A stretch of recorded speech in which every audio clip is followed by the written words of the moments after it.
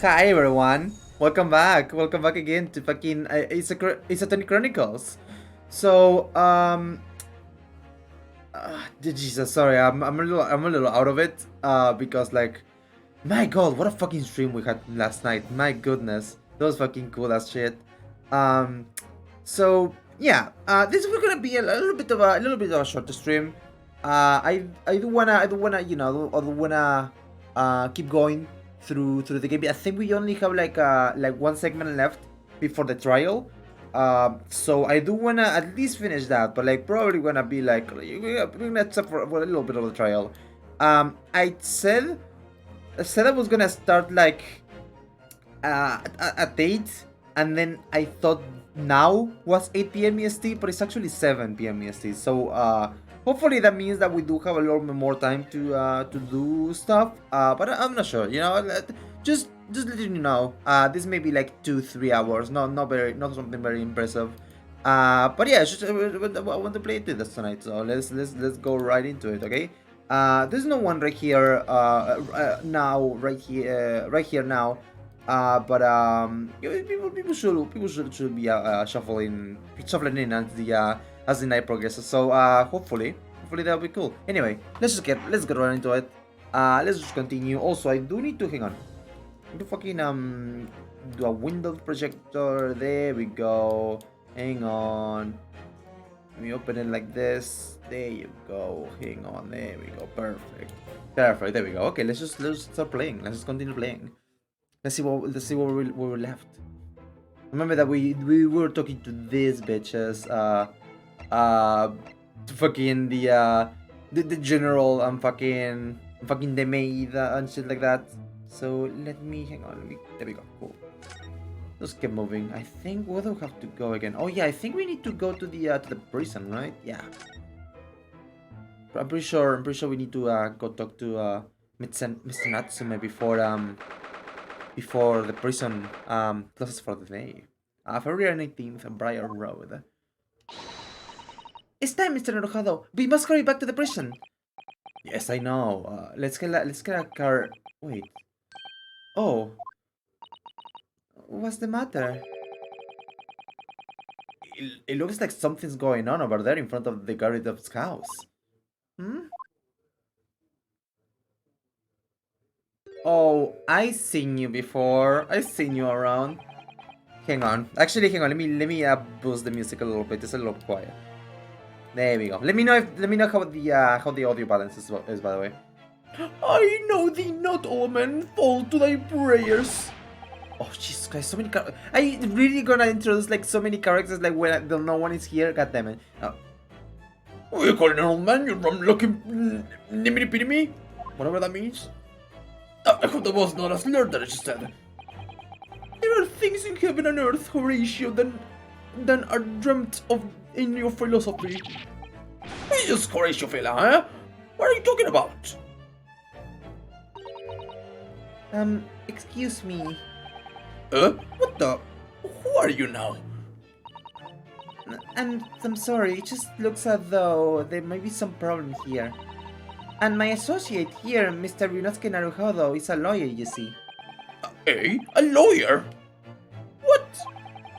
If I can be of any assistance, I'll be happy to help. I'm from Japan, but I have studied English law. Fine, huh? I'll be on my way for today, but you mark my words. This ain't over yet. Get thee to the nunnery. Do I look like a blooming nun to you? I don't know what's happening here. Chat, help me. What's happening here? Also, why you look like that? I do hope you're not injured. Oh, fair Eastern maiden, thou art so gentle. Thank you. What was that all about? What's happening? What? There are more things in heaven and earth, Horatio, that are dreamt of in your philosophy. I'm not Horatio either. Well, hello, what's happening? Forgive the inquiries, but are you a lodger here in the garret of the residence? Oh, fair Easter maiden, thou art so right. Yes, I do dwell in this humble abode. Mr. Gareth mentioned that he had another lodger, didn't he? This must be the man. Do you happen to know the other lodger who lives on the first floor? Ah yes, a gentleman named Natsume. Oh, more worthy of a polemist in my battle of words never could there be. Sorry, battle did you say? Oh, who is the stronger, Hamlet or Macbeth? Mr. Natsume and I sparred long into the night. I see. I don't fully understand, but it seems Mr. Natsume and this gentleman are acquaintances at least. So, fair maiden, so good gentleman. I can tarry in here no longer. Very well. I didn't really understand him, but I think he returned his. I think he's returned to his room. It seems he's unaware of what's happened to Mr. Natsume, so he can't really help us. Misaseki's and Andamana's lodgers. The Gareth house is certainly full of eccentrics. Anyway, I'll go and find a carriage. Yes, I'm sure Mr. Natsume is eagerly awaiting our return. Let's hope we can get to the prison before visiting hours are over. Dude, this game is full of freaks. Oh, the fucking we're not. Every single person in this game is like, oh, thank God, I'm the only normal one in this fucking place. February 19th, 6:31 p.m. Local prison cell 9.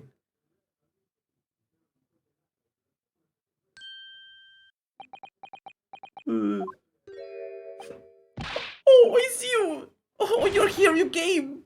Look, Mr. Haruka Squire! I can't believe you came back! I'm so touched! We are sorry to have kept you waiting, Mr. Natsume. Oh no, think nothing of it. Relax. If I were a cat, a bird with pleasure at the company of Spain compatriots. Noble nurturing, never faded Nipponese. Now let's not get carried away. Oh, I quite agree. There's nothing more reassuring than the familiarity of one native's land was happening. On the other hand, oh hey, it is through friendship transcending international borders that one truly appreciates the fact. It is my belief, at least. So yes, it's you, the miserable rotten spy, Sherlock Holmes. Mr. Holmes, what are you doing here? I have no intention of doing anything per se, save observing, of course.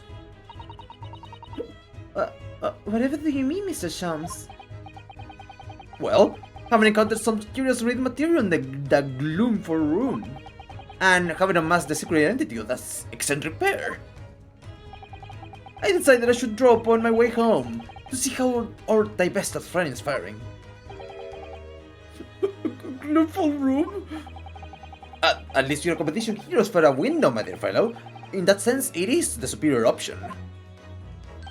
Anyway, I must commend you on your taste in books. My day has been a delight and cost me not a penny.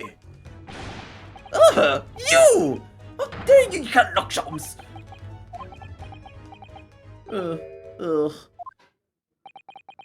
I've had it. I'm through. I'm at the end of my rope. I'm really gonna do it this time. I should have never come to Great Britain. It was a terrible mistake. On the best spirits in those accursed legends. No doubt my luck will be cursed in tomorrow's trial as well. My whole life is damned.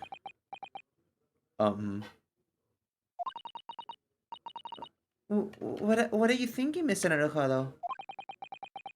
He mentioned that once before, didn't he? That his lodgings were cursed, I mean. There is much truth in Mr. Mustachio's words. What? Curse is a wholly appropriate description, I would say. For the man's lodgings, and indeed for tomorrow's trial. What's that supposed to mean? What is that supposed to mean? Also, I think we have to present something to him. Second has been received. Oh yeah, what's up with that? Hang on. Your books, February 17th, 4:45 p.m. Customer Mr. Natsume, the sum of 2 shillings standard in receipt of the picture of Monsieur Lecoq, a meal of for Gaborio and Canterbury yearnings. Hey, do you know anything about this? We found this receipt in your room, Mr. Natsume. That's right. I went out to buy some new old books. Isn't that a contradiction in terms? And it was on your way back to your room that you saw the woman being stabbed. She's dead! I thought to myself, she's dead! My mind went completely blank. Before I knew it, I was back in my room, trembling like a leaf. The bookworm hoping to worm his way out of a bad situation. Mr. Naruhodo, please do be careful not to think such disparaging thoughts. We can all read their thoughts, by the way, in case you've forgotten somehow. How could you possibly know? Okay, so wait, hang on. Yeah, what about this? Mitsumi Natsume, would you take this and... Oh, the joy, the sheer joy of a gift from a fellow countryman! The complete kindness of gift again! Oh, no, sorry, I just wanted to show you. The complete... Yeah. Oops. I'm sorry. Oh shit, I'm sorry.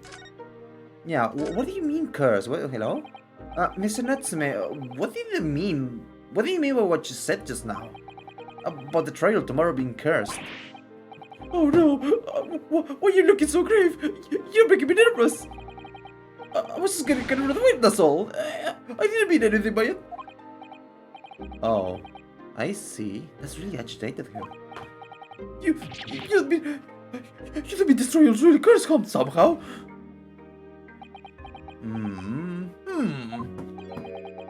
Are you referring to the prosecutor? The Reaper of the Bailey? The Reaper! Oh no, what do you mean? Please tell me! Summarize it succinctly! It's 16 salient words! No defendant has ever survived a trial in which the Reaper stands for the prosecution ever. Oh my god, this can really be true! That was 16 words exactly! Wait, 1, 2, 3, 4. Oh my goodness! Yesterday, Mr. Naruhodo successfully defended someone against the Reaper, but then, after the trial was over, the defendant passed away in unusual circumstances. Mr. Margilda. What? Ah, I am impressed, Mr. Sato. You have an eye for detail. Actually, the Lord Chief Justice told us. Mr. Sholmes, surely can be that having failed to have the accused convicted, Lord Fan 6 killed the man himself?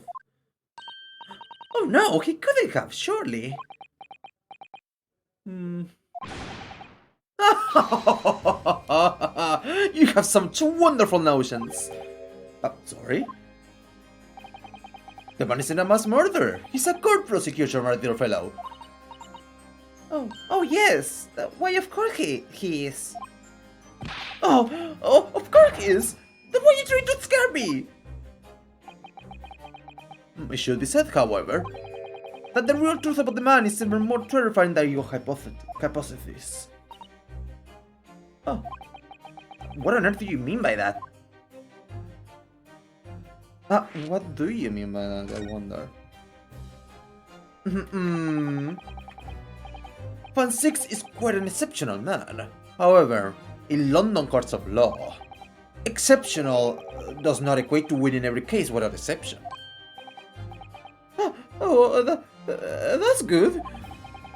Soseki-san looks like he's going to cry tears of joy. He looks like a wet little meow meow that was born yesterday in a cardboard box left outside.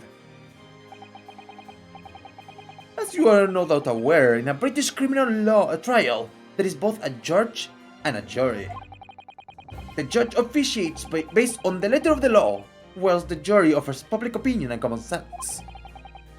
It is an excellent system, whereby the defendant's guilt is considered for several points of view.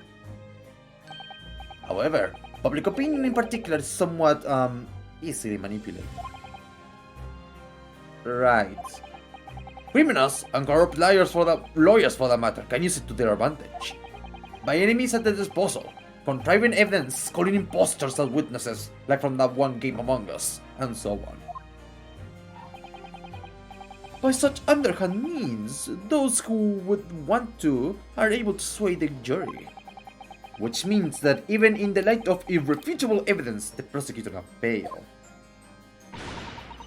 But it means that the wrong verdict can be passed. And sadly, it is from time to time, my dear madam. It is simply the reality of the situation. I truly do love this greatest jury system in the world, in which innocent men can go to prison forever. And that's alright? However, those indicted by Lord Fan 6 cannot escape justice. Their fate is sealed. Oh my. Though the adjudication may see them leave the courtroom with their freedom, within months they all disappear. It is most striking. Disappear? But how? Ah, by all manner of misfortune, sir. Perhaps they're trampled in a passing carriage. Perhaps they fall into the Thames and drown. Perhaps they are suddenly overcome by a raging fever. Or perhaps attacked by highwaymen. Oh, no. All examples of the reality of the events here in London, I'm afraid, Mr. Narukado.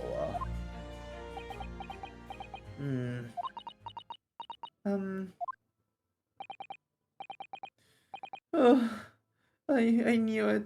And then, no, we're doomed! Okay.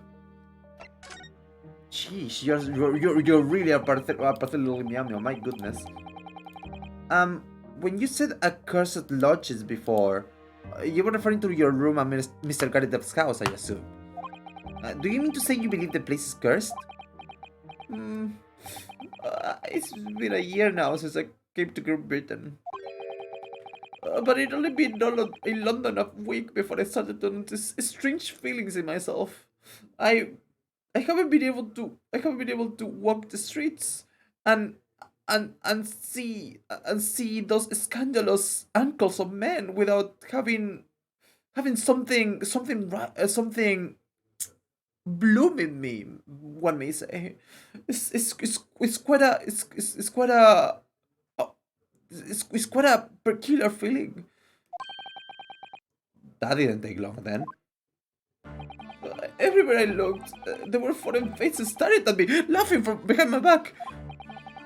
I was sure people were talking about me. I started to become nervous about going outside. They were always staring at me, all the time, from dawn to dusk. So I shut myself away in my room. But even that didn't help. The fear didn't go away. You must have been very lonely, having been away from your homeland for such a long time. I had to move a number of times, most recently to that room on Brian Road a week ago. Yes, why did you choose there? It seems a little, inconvenient.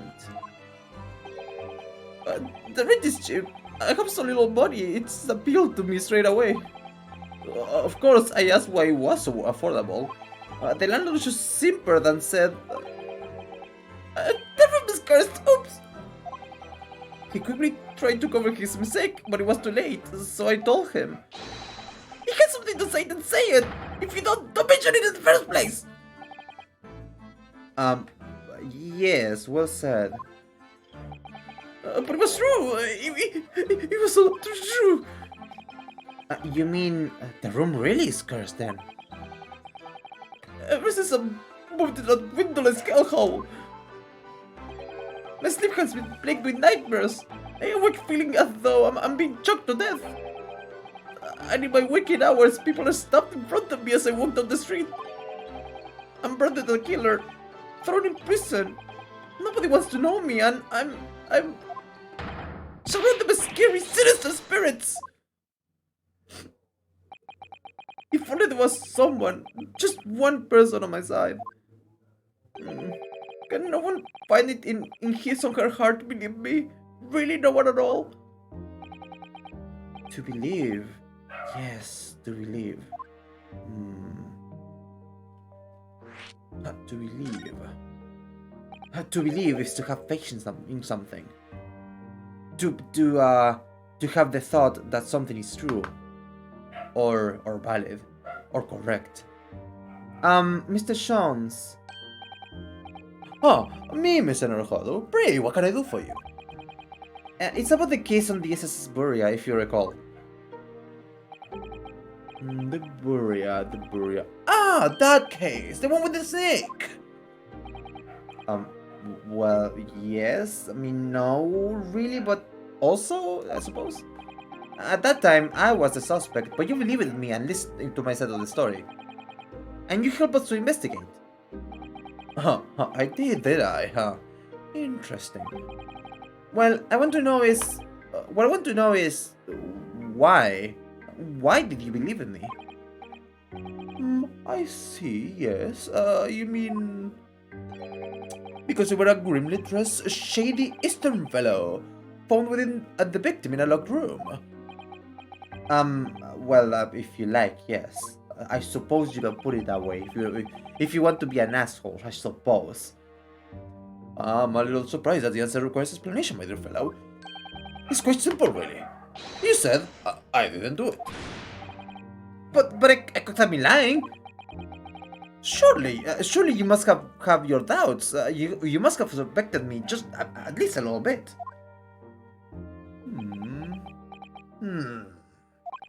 Most peculiar indeed. I think perhaps you may have misunderstood.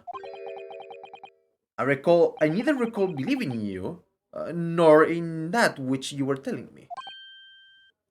What? You see, the only things I believe in are those I choose to believe in. What? What do you mean, Mr. Jones? I make up my own mind about what it is to be believed and what is not. I am a free thinker. I'm not one of you sheeple. If I should like to believe in something, I do. The circumstances can hang as far as I am concerned. They can go fuck themselves. But I could have betrayed your trust. In that case, I should have made an elementary error of judgment, of nothing more. Betrayal of trust is an over-excuse in my opinion. Meaning? Whether or not one should trust another is, in the final analysis, down to oneself. It is a matter of whether or not one can trust oneself. Yes, he's right! Look, I'm still the Mr. Onokoda Squire. Whether or not I can believe myself.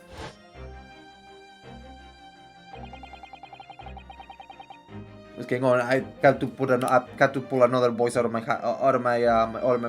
fucking ass. A defense lawyer is only as good as he's facing his client. And that comes down to how much faith he has in himself. Yes. You were so true, Kazuma, so true. I always believed in you.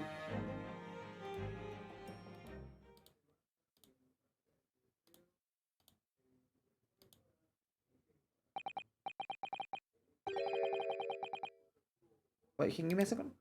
Oh, I see. Okay, sorry. I need to check something.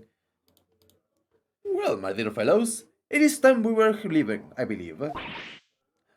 Oh, already? Visiting hours are over. The guard will be here shortly to escort us out. There is a restaurant near here that serves excellent trout. Would you care to join me? I like some trout. Oh dear, there never is enough time, is there? Mm. Wanna say something? Hello? I feel like you wanna say something. What's up? Um, Mr. Natsume? If you like, in the trial tomorrow, I'll be happy to represent you. Ah, oh, look, I'm the Mr. Okada Squire. Um, as I said, I only experienced a British courtroom for the first time yesterday. And although the man I was representing was found not guilty, I lost sight of something crucial. Something crucial? What to believe in? The defendant, justice, or the truth? How to believe, even? But I think I finally worked it out. I decided that I must believe in myself above all else, to trust my instincts. Yes, Mr. Naruhodo. And my instincts are telling me that you, Mr. Natsume, are innocent of this crime. And it's imperative that we prove that in court. Look, I'm still the Mr. Naruhodo Squire. I will fight for your innocence until the bitter end, and with every weapon available to me. So I hope you'll permit me to represent you tomorrow. As I said when we first met, I'd like to entrust my fate to someone who will listen to me in my native tongue. Of course, Mr. Natsume. It would be fair to say, Mr. Naruhodo, that your mind was, in many ways, made up from the outset. You merely needed the events of today to fully realize it. Yes, I think you're right about that. It's been a roundabout journey, but I got there in the end. Some people they really get third-degree burns out of it, but you know, I think it is my journey that matters most. Mrs. Sato, yes? Would you be willing to stand by my side tomorrow and help me in court? No, I need to go back. I actually need to go back to return some videotapes. I'll be right back. Absolutely. As I said this morning, you may consider me your personal judicial assistant. Women shine. The shocking events of just yesterday's trials still weigh heavily on my mind. But it's time to stop looking backwards.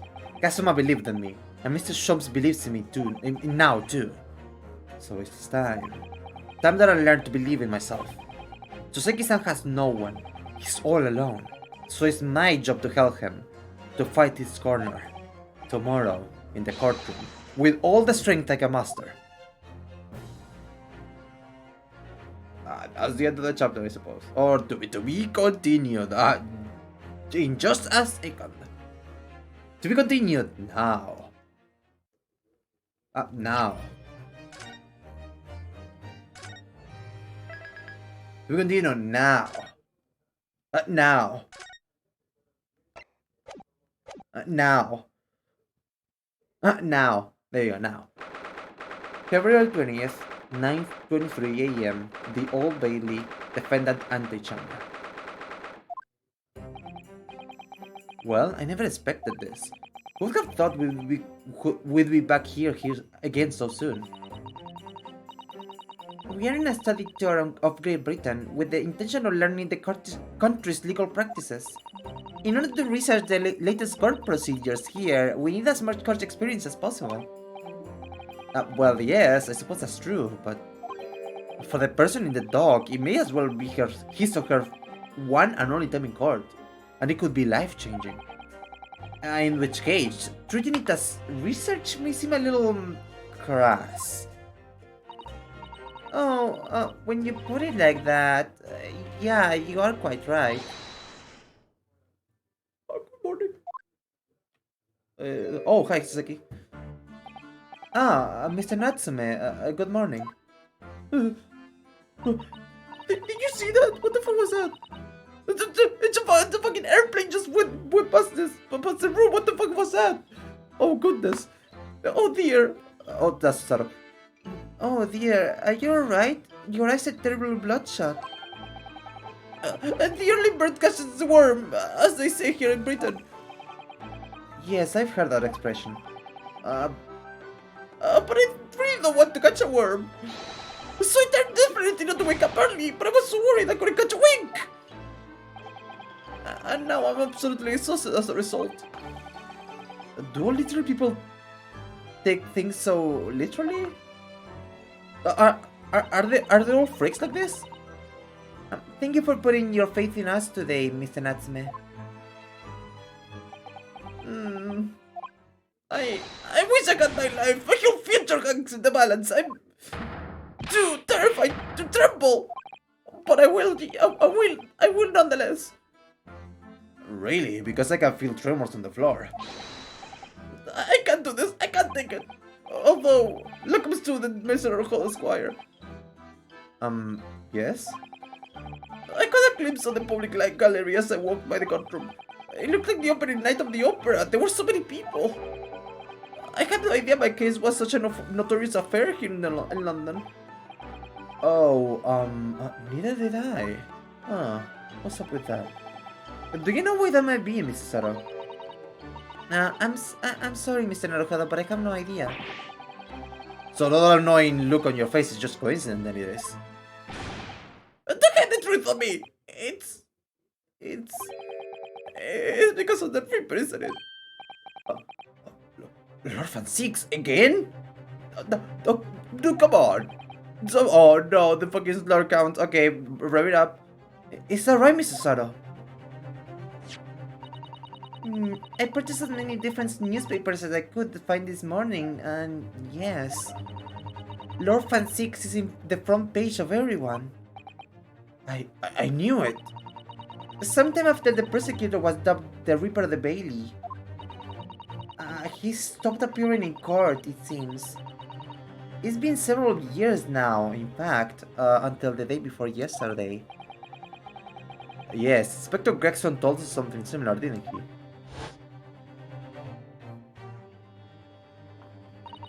The trial 2 days ago marked Lord Van Six's return to the courtroom after a very long hiatus.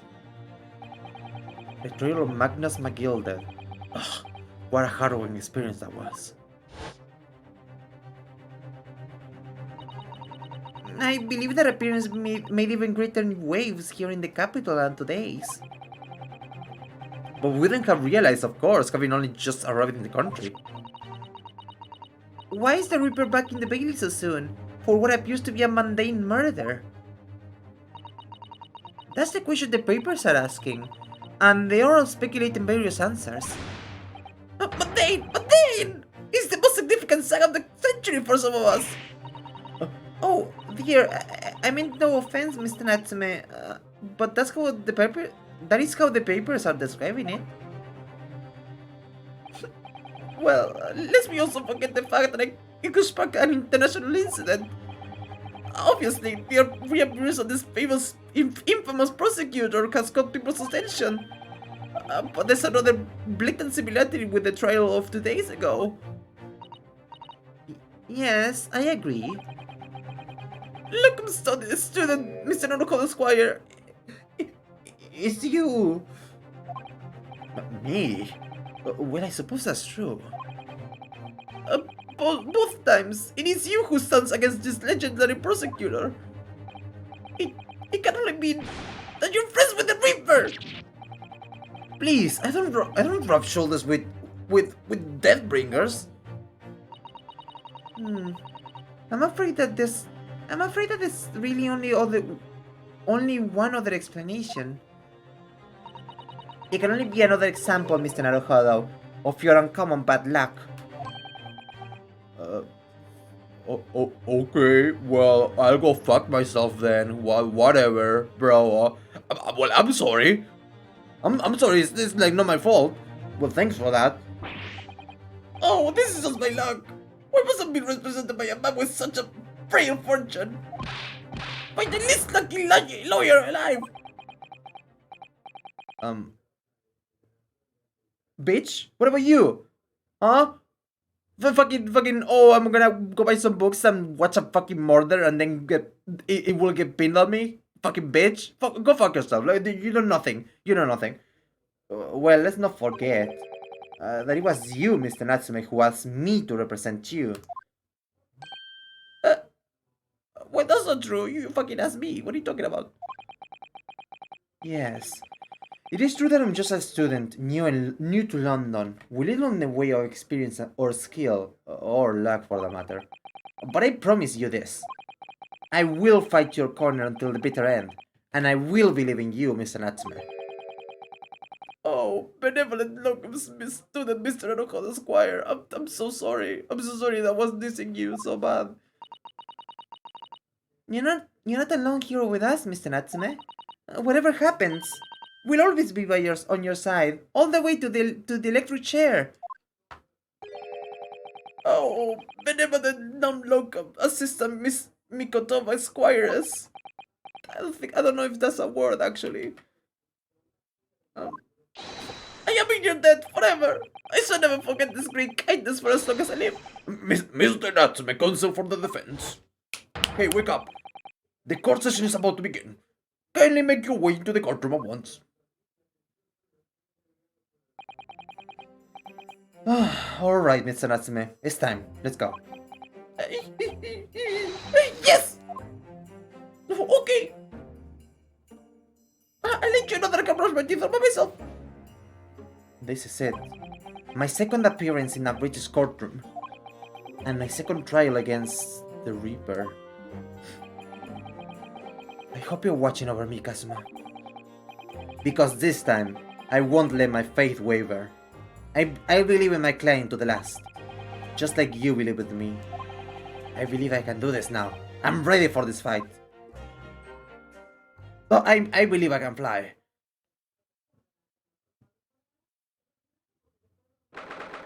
February 20th, 10 a.m. o'clock.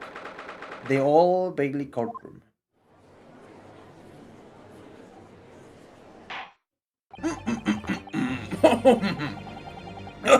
Hang on. Oh, I have something on my throat. Hang on.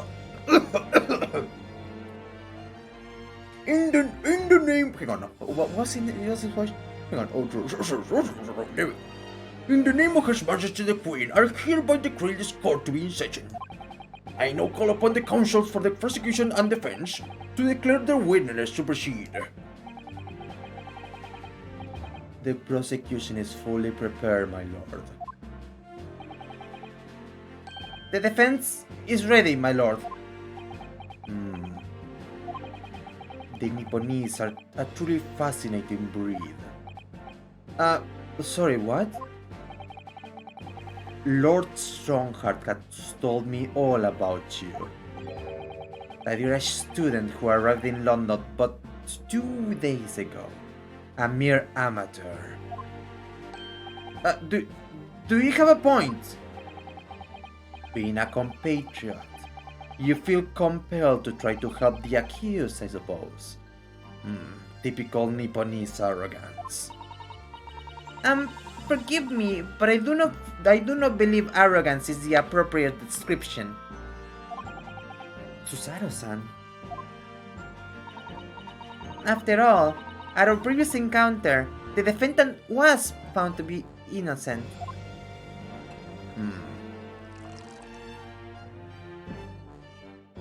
That was a fluke. That won't happen again next time. Very true. And it is, most fascinating, if dark, trial it was too. The tragic conclusion came later, of course. Here's to the acquitted, and his unfortunate violent end.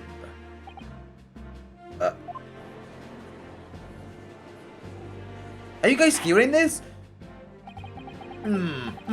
Thank you, counsels. I see both fines are in a fine federal. Now, ladies and gentlemen of the jury, are you ready to carry out your duties here as impartial members of the public? You never know what you may be down on your luck, but I believe in fair play for everyone. Well, I must warn you, I'm rather more ruthless than an idea.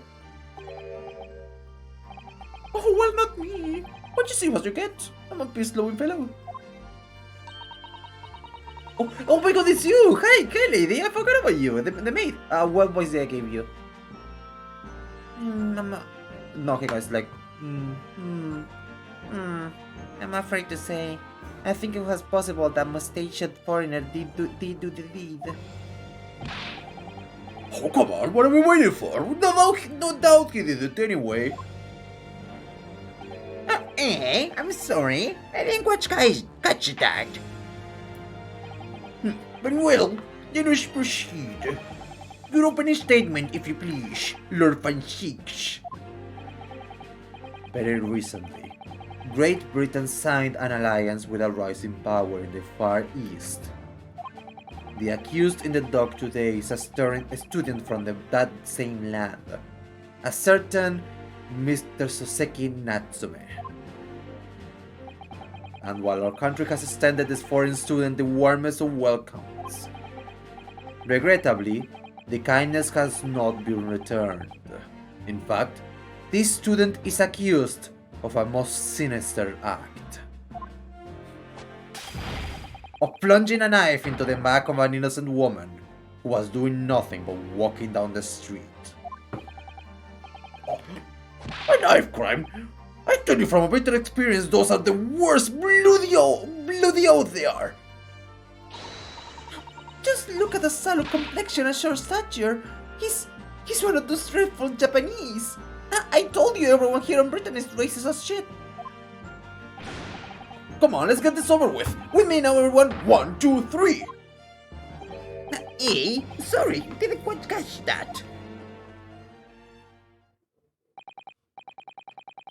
Pray, forgive the discourtesy of smashing my hollow chalice here in this great chamber.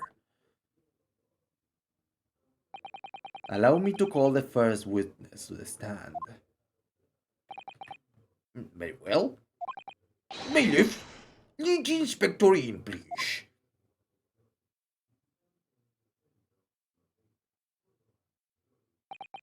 Your name and occupation, please. Yes, sir. Tobias Gregson, Detective Inspector, Scotland Yard. Would you please summarize the events of the case for the court, Inspector? The victim is thought to be a young woman in her 20s by the name of Olive Green. I beg your pardon, Inspector. Thought to be. Yes. Having been stabbed in the back by her attacker's knife, the victim fell unconscious. That was 3 days ago now, and she's been comatose ever since. Oh, what? They don't even know who she is for sure? Comatose, I see. But her life is not in danger. Do you know whose life is in danger? My mom! Hi, Achak, how you doing? Sorry for starting an hour earlier for no fucking reason at all. I was wondering about that actually. I thought 8. I saw. It's 8 p.m. Cool. It wasn't EST. It was GMT minus. No, that's exactly what I was thinking. I was like, I didn't know Purp was now working with like our time zone instead of. Hell no! EST, Hell PST, no! I'm whatever the not. fuck. No, you know what happened? Like I was like, I honestly I saw that it was like 6:45 for our time, right? And I was like, oh, that must mean that it's like 15 minutes before 8 p.m. EST somehow. I don't know what the fuck my brain did. I don't know what the fuck my brain did. Mental gymnastics with Purp. Yeah, I said truly. I literally don't know what happened. But yeah. So anyway, do you wanna take your guy? Yeah, I'll take my guy. I'll take the I'll take the fucking guy. Actually, you're gonna have to take like so many people because like I was running out of voices to do. I was like, That's fair. like That's fair. flexing my my voice muscles so much. Side stream, please. Side stream, Oh please. yeah, of course. Thank you. I forgot about that. Thank you. Thanks. Hang on. What is it? Window projector. There we go. Yeah. Cool. Now you can see, right? Yeah. Okay. Good. Go ahead. Go ahead, Mr. Joster.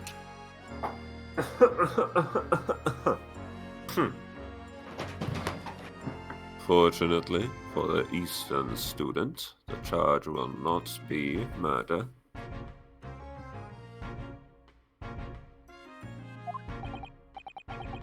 Pray, elaborate on the details, Inspector.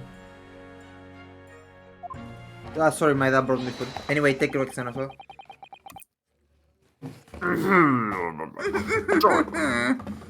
Yeah, I know. Okay. If I could ask everyone to look at the street map. Oh shit! I keep trying to press space bar like it's trying to gonna do anything to my Switch. Meerschaum. Meerschaum. As I mentioned, the incident took place 3 days ago, at around 5 in the afternoon. Hedgehog stew in the afternoon. I have to give myself a promotion. Scrap? Scrounger? I need you two to help me out. If you grant the victory, I shall your threats. Oh boy. Okay. It happened on the pavement running alongside Briar Road, a wide thoroughfare for horse-drawn vehicles. It had not long since stopped snowing as the victim, Miss Green, was walking down the street. Okay, that literally Miss looks Green? like a fucking Pokemon. This bitch looked like a Pokemon. The fucking Badu? Badu. It kinda does look like a Pokemon, yeah. Or like a fucking, you know what who reminds me of? A fucking What? Jack Corner from Oh my god, you are correct, actually. Yeah. Oh, what took you so long, idiot? Oh, what took you so long, idiot? Out of the blue, she was approached from behind by the accused and stabbed in the back.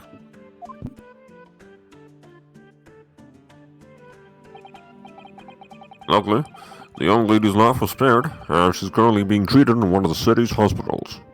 Luckily, the young woman's life was spared, just like in Undertale. Just like in Undertale. But being unconscious as she is, we've been unable to take a statement from her, of course. This is the case file with everything we know about the victim so far. Thank you, Inspector. The court will accept the documents as evidence if you please. The case file has been entered into the court record. Okay, let me see. A file containing an overview of the case and data about the victim. She was found with a knife in the back and okay, cool. Okay, so this stream is basically gonna be you and I just going like.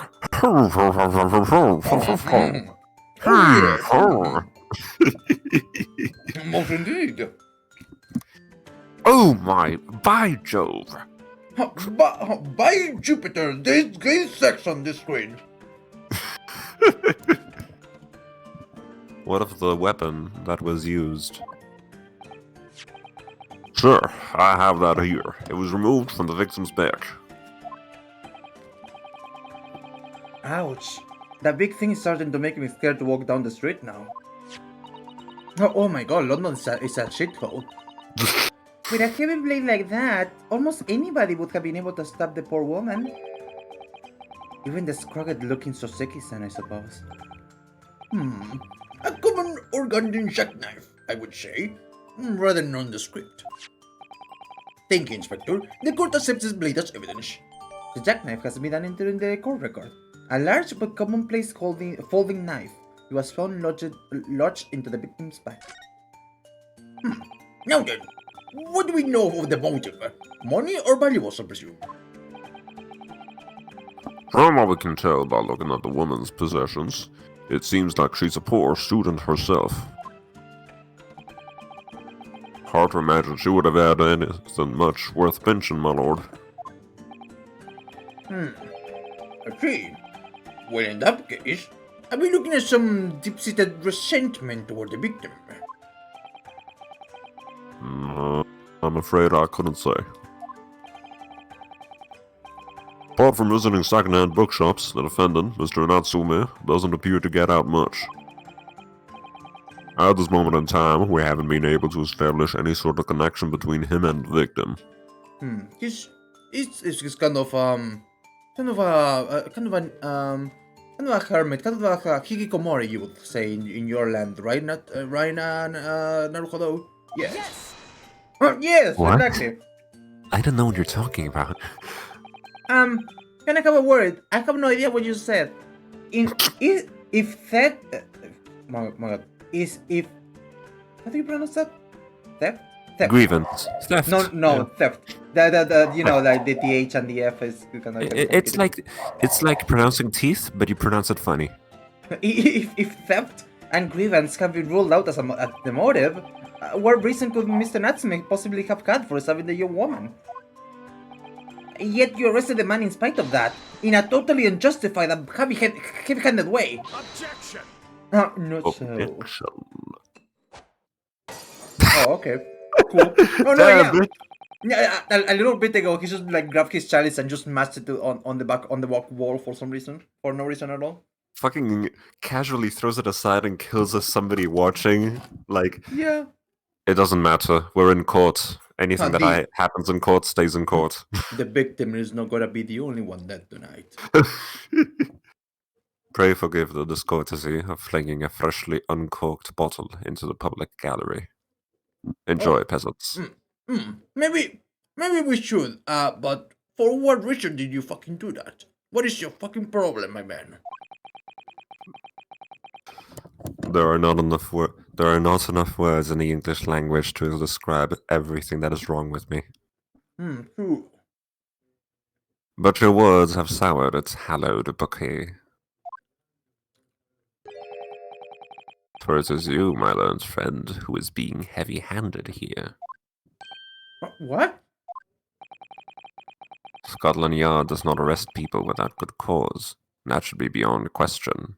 I love cops. They always do the right thing. Always. All lives matter. Ooh. No. Actually, never mind. Some lives don't matter. But you're never gonna guess which one I think. He's so wounded. Inspector Gregson, the prosecution calls for your formal testimony. Explain to the court precisely why the constabulary came to arrest the Nipponese student. Yes, sir. I gotta have my fish and chips. Don't speak to me before I have my fish and chips. As I said, it was 5 o'clock in the afternoon when the incident occurred, and there was an unusually light fog. Visibility was reasonably good, and there was no one else about but the victim and the accused. Out of the blue, the victim was stabbed from behind and subsequently collapsed on the pavement. The accused ran off, scattering his belongings all over the floor. Those being a number of old books he'd just bought. He was on his way home from a bookshop, it seems. It was just a matter of working out who the books belonged to, and we found the bloke to arrest him. Old books, you say? Yes, my lord. I have a photograph here of the scene of the crime, taken immediately after the incident. Shit, I'm doing a southern accent for this guy now. Oh yes, particularly the books to which you are referring. Family Guy death pose. I will take the photographic print as evidence, please, Inspector. A large knife can be seen thrust into the victim's back. Okay. Oh my god. Okay. You Japanese are a.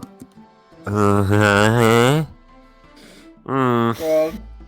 Well, it's okay if you don't want to say it, to be fair. Too cowardly to admit defeat. When racists start talking about breed, like. Yeah. Fair. Fucking Christ. Come on, dude. Then again, like, there's really not much point to saying come on, dude, to a racist because, like, well, already doomed. Let's just let's kill him. Yeah, let's kill him. Let's kill him. Denying everything, despite overwhelming evidence to the contrary. Well, forgive me, Lord Fan 6, but the defendant is not denying everything, as you put it. What are you doing, Miss Osato? Interesting. Do go on. Mr. Natsume has admitted to playing some part in the incident. Isn't that right, Mr. Naruhodo? Well, now that I mention it, when we visited him in the prison yesterday, he did tell us what had all happened.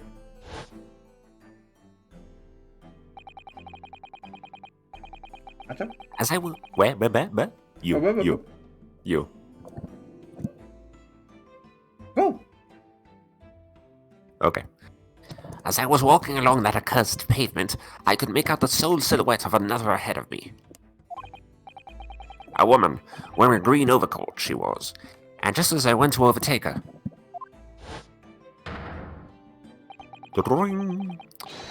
She suddenly let out a little scream and collapsed onto the cold, hard slabs of stone at my feet. See? Also, Liz is playing Splatoon 3. I was terrified. I had to get away from there. So I ran, as fast as my legs would carry me back to my accursed lodgings. Soseki's design is a little bit baby girl, I think. Oh, sure. Juror number one, I know who this fucker is, bruh. What are you doing here? What the hell you do here, bitch? Anyway, can you... A green overcoat? Well, that's exactly what the woman in the print is wearing. Oh my! A photographic print in full color? What will the world come up with next? The defendant has done nothing more than admit he fled the scene of a terrifying incident. That does not mean he's guilty of the heinous crime of stabbing the woman in the back. There was nobody else there at the time. Just the two of them. They could make it if they tried. Just the two of them. Just the two of us. Just the two of them. The victim and the accused. In other words, there is nobody else who could possibly have stabbed the woman. A fact that the accused concedes. Erg. It seems this cross-examination could prove pivotal, Counsel. Proceed, please. If you will. Yes, my lord. Nothing for it. I have to use this cross-examination to turn the tables here. It's our only chance. Okay. What's wrong here? What's wrong with this picture? What the fuck is up? What's going on? Let me see. What do we have? On. A case file. Overview of the case and the details for the victim. So, let me see. Details. A young woman rendered unconscious following a stab wound at the back. Olive green, female, stout build, early 20s. Pavement of Briar Road, its east side. Reported officer that Rolly beat. Additional notes. The victim remains unconscious. Her name was gleaned from her personal effects. Other details are unknown. Apart from a single stab wound from the large knife, no other signs of injury were observed. The assailant was seen running away by the reporting officer and was successfully arrested the following day. What do you mean? What do you mean it was... Hang on. Oh, I cannot see that. The Was assailant 5 o'clock was in the seen afternoon? running away. Someone saw them somewhere in away, so what's up with that? Wasn't really good, there was no one else but victim and the accused. Out of the blue, the victim was stopped from behind and subsequently collapsed on the pavement. The accused ran off, scattering his belongings all across the floor. Thus being a number of books he just bought. He was on the way home from a bookshop, it seems. It was just a matter of working out the books belonged to, and we found the bloke to arrest him. It never says that it was the only one. Ugh, classic. You have to find a specific thing for this initial part, and yeah. Well, we're gonna have to start pressing. As I said, it was 5 o'clock in the afternoon when the incident occurred, and there was an unusually light fog. So I started pressing. A light fog, you say? And then I freaked it! Well, not for London. What the fuck is this accent? Oh my god. You get it. You get it. You get it. You can see the opposite side of the street for once. Not much farther there. That's light, is it? Woof. How do people survive here? Around these parts, bitch, you yeah. know this? Sorry. Okay. It's okay. No, I forgive you. Around these parts, yeah.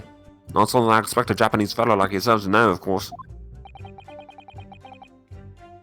I've read that London is famous for its fog. But in my Yeah, country, that's people how- is... That is true. And it's very, very rainy, I suppose. But in my country, people usually imagine that gives the city a rather beautiful appearance. How quaint. I'm gonna call you musclers now. Yeah, well, there's not something us Londoners tend to romanticize, as I expect you can appreciate.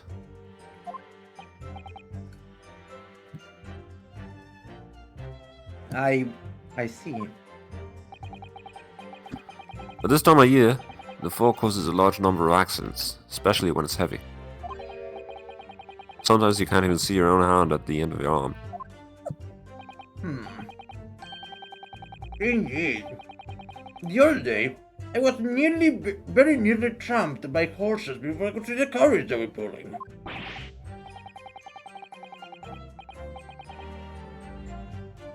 Ugh. Sarah-san and I definitely should remember to stop, look, and listen, like they told us at school. However, on the day that concerns us, the fog was somewhat lighter than usual. A fact no doubt lamented by the accused.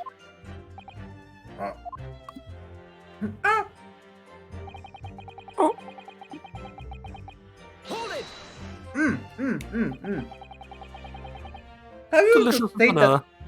How are you able to state that with certainty, with any certainty? Quite simply, my learned friend, because that is what the witnesses to this crime have told us. The witnesses. What is that? Ah, yes. Inspector Gregson mentioned the witnesses yesterday, didn't he? That's right. That's right. One of them is a policeman, I believe, from Scotland Yard. That is correct, madam. Then we must hear their testimony. The prosecution will, of course, call them to the stand, should it be necessary. But wait a minute.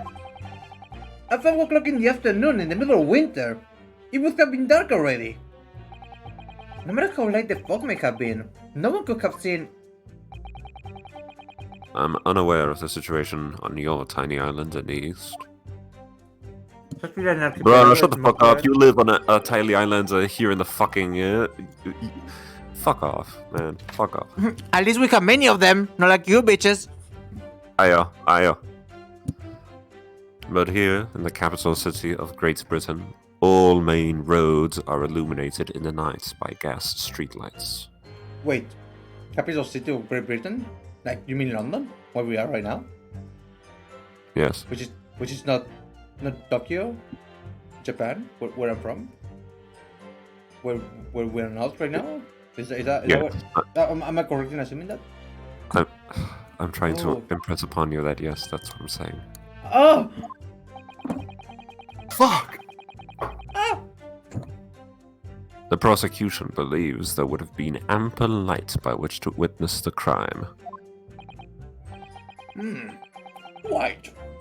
Here in London, for the first time in history, mankind has completely conquered the darkness. That's a fucking Guilty Gear starting.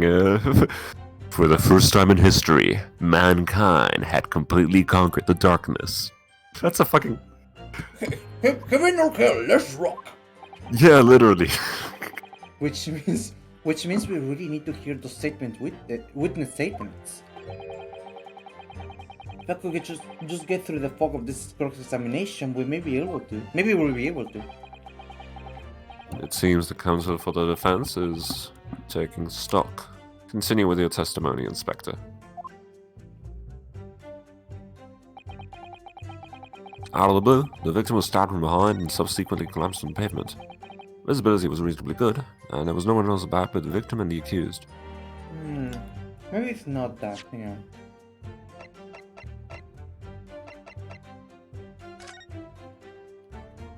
Hang on. Examine. Oh yeah, I will.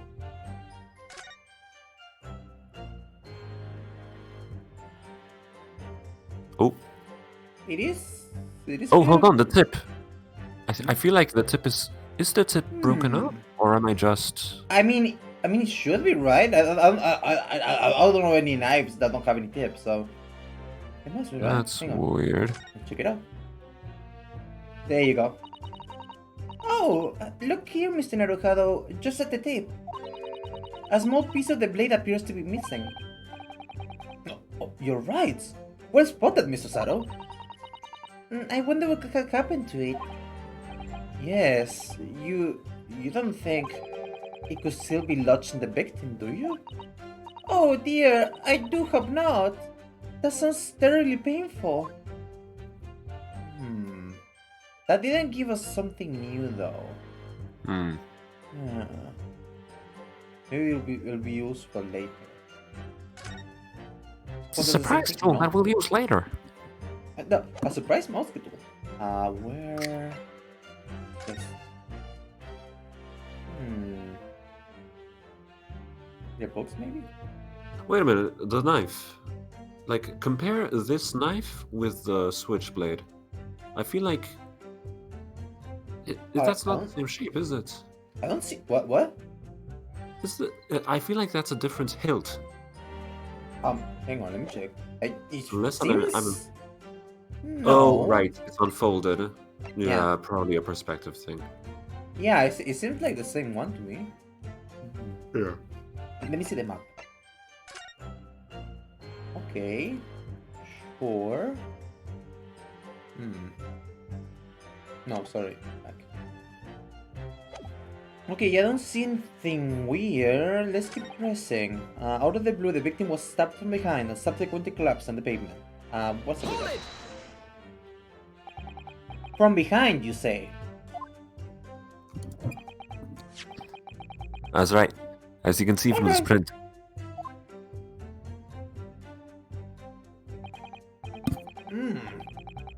Yes, quite so, Inspector.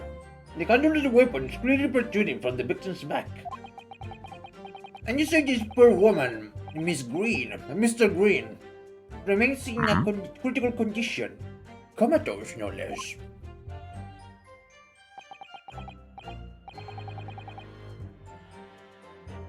Shit. Afraid so, my lord. Yes. She's being treated at Bart's. I was hopeful. What the fuck is the accent that I'm doing here? Oh no, it's okay. I was going. At one moment, I was trying to go for Irish, then it became Australian, and now I'm like in Glaswegian Scottish. Fucking. The fucking Ace Attorney Grantor. I was hopeful that she'd come around it before the trial started, so I could take a statement, but it wasn't to be. Yes, that is indeed a pity. You can be most illuminated to hear the victim's own account of events. Luck is on your client's side, it seems. On the contrary, my client has been exceedingly unlucky. Your force of tone is seriously undermined by those disturbingly wide eyes, I'm afraid. I see bitch in your heart.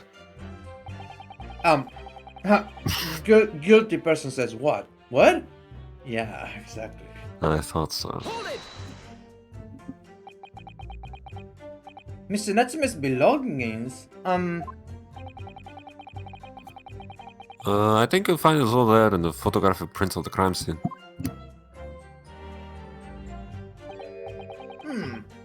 Yes, 3 books on the floor.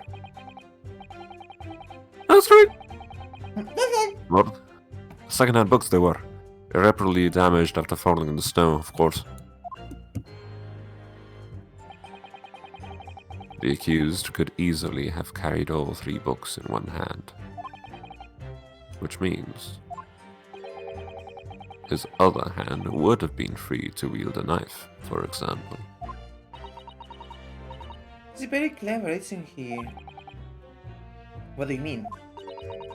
He's made it extremely hard for you to assert that Mr. Natsume had his hands full with his books. He's managed to close the one avenue of escape we may have had before we even knew it was there. You mean to say that the defendant was holding his belongings as he thrust the knife into the woman's back? That must be what happened, my lord, yes. Yeah. Most interesting indeed. Those being a number of books he just bought, he was on his way home from a bookshop in Sydney. The defendant apparently visits a second-hand bookshop on a daily basis. Yeah, so I understand. Shop full of old English literature. I commend the accused on the lofty subject matter of his scholarly attention. The bloke's room was stacked floor to ceiling with those musty old books.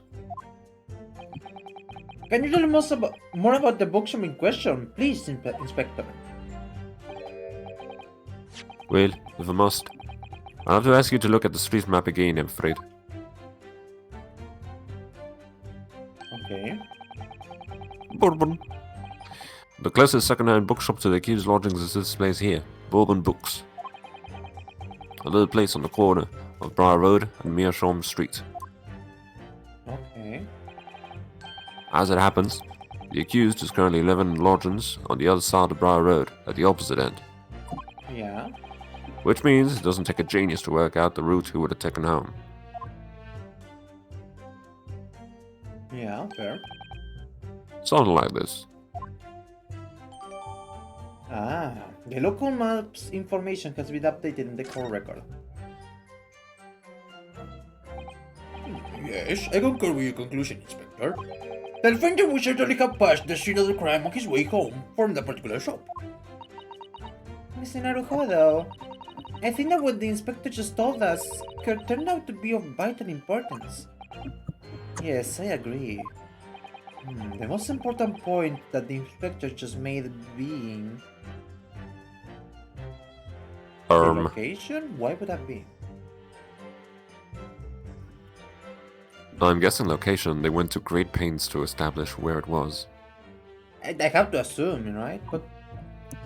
hang on. Could it be the stock? No, it couldn't be the stock. Nah, forget it. It has to be location by process of elimination. Like I feel like it has to be location, but I'm not sure why. Let's see.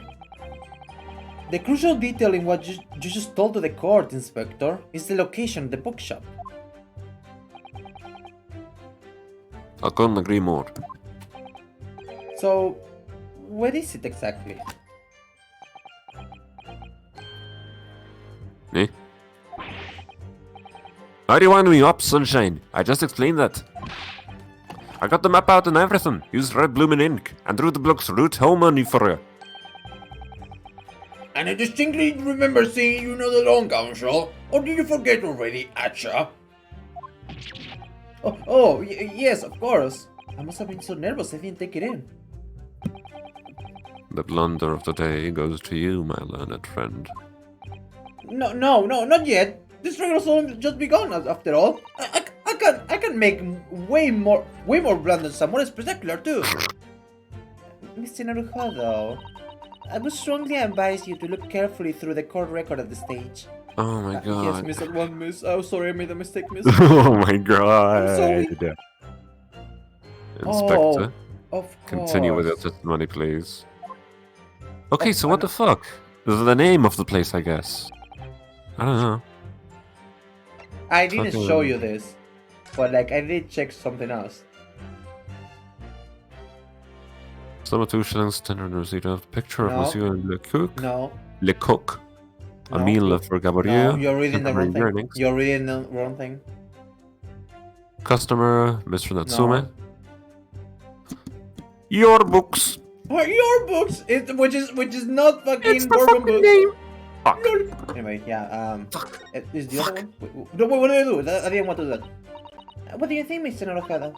If you're unable to sway the jury during this cross-examination, I'm afraid that Mr. Natsume's fate will be sealed. Yes, they are sure to find him guilty.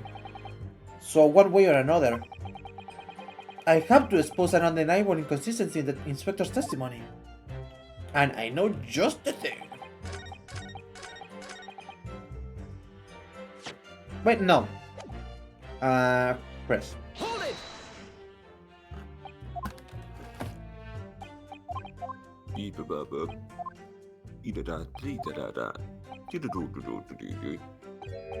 Just as well, if you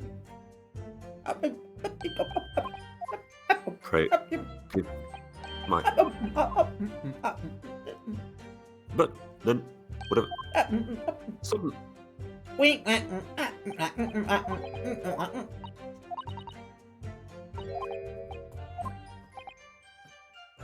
The bookshop's name. name. Inspector Gregson, may I ask you a favor? What? What? Would you kindly add the name of the bookshop of the bookshop to your formal testimony, please? I believe it may be of vital importance. Maybe. Oh well, you know. I mean, yes. Oh, he's the baby girl in that could pose. be. Okay, sure. It could be a very important clue. Yeah, okay, woman like her. Yeah, exactly. Very well. Not that I can see it being of any great significance, myself, but I suppose, why not? Well, let's humor you. But please revise your testimony accordingly, Inspector. Yes, sir, my lord. Whatever you say. Could the man be any more sardonic? My goodness. I've actually got a full supply of sardines. Oh, he was come from Bourbon Books, you say? Oh, what's he now? Objection. Idiot. Idiot. Idiot. If I could stop you there, Inspector Gregson. What is it, sunshine? I'm a busy man, you know. This is a receipt that we found in Mr. Natsume's room. The room where Mr. Natsume was. It was issued on the day of the incident, and details the purchase of 3 second-hand books. Sorry, 1 sec. I'm tying my hair. Oh yeah, sure. I don't know. I'm waiting for Ash. Yum. Oh man, I should get some food. Oh man. Creeper. Oh, Man. oh you're still dyeing your head? Yes, I have long hair. Jesus, okay. Maybe Chad doesn't know, but you do. Well, I mean, I do. I also do have long hair, but I don't do anything with it. Because I'm fucked up and evil. No, yeah, it's because you have curlier hair than me. Mine just keeps on swaying into my mouth. No, mine does as well. Fuck. But like, I just deal with it because I'm not a baby. Well, Also fuck because you then. Because I don't know how to tie my hair. I see then. I see. I Okay. see. Okay. Yes, yes. And you found that in the accused rooms, did you?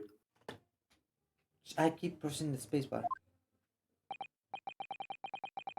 Yes, but the point is not where the receipt was found, but the name of the shop printed on it. Go on.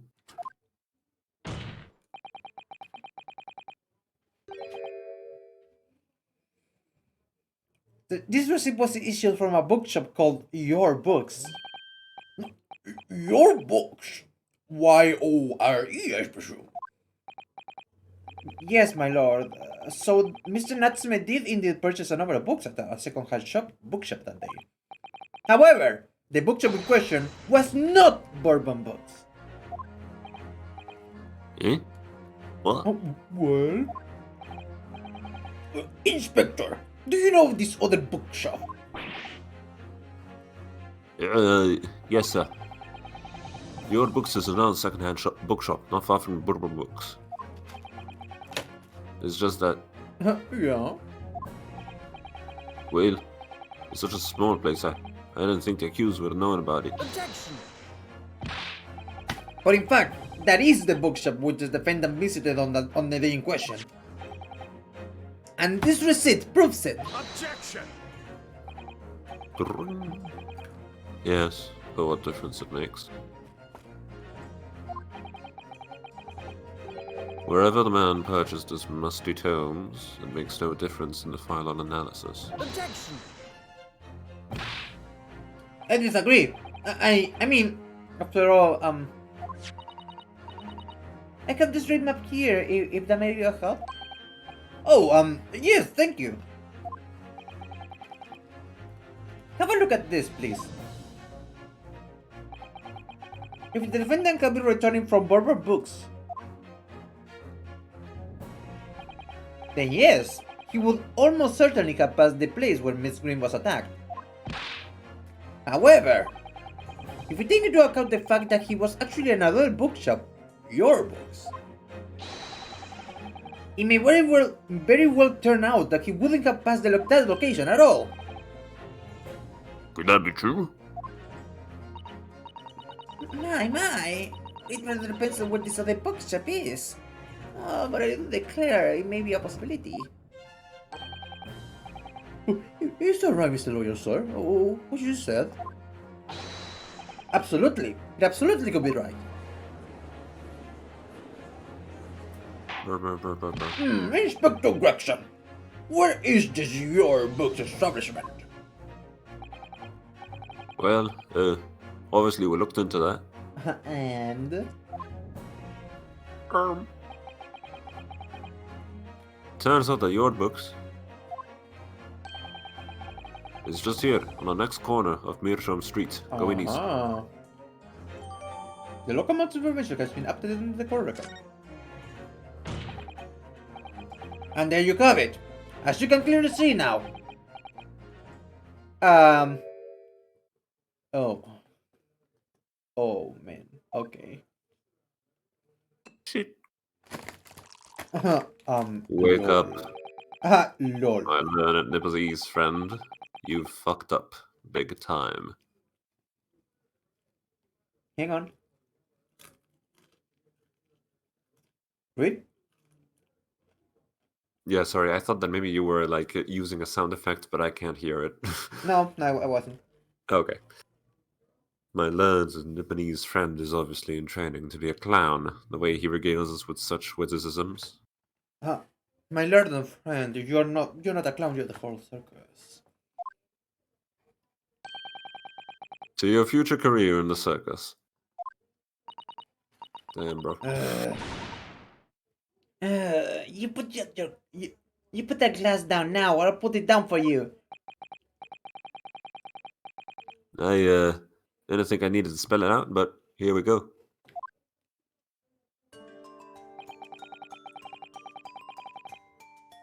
If the accused was coming home from Your Books instead of Bourbon Books, there's no doubt he still would have passed the place where the victim was stabbed. Well, I mean, I don't know. I mean, inner alleyways, maybe? I don't know. There is a road. Yes, thank you, Inspector.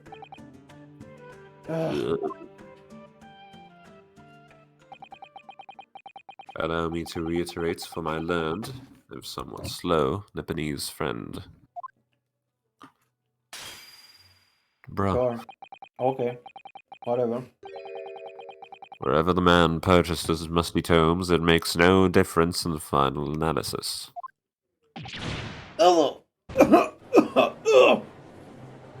Van Cheeks just destroyed in one fell swoop, destroyed the glass, and hurled the fucking glass shards at Naruhodo. Try fucking throwing like frisbees across the courtroom.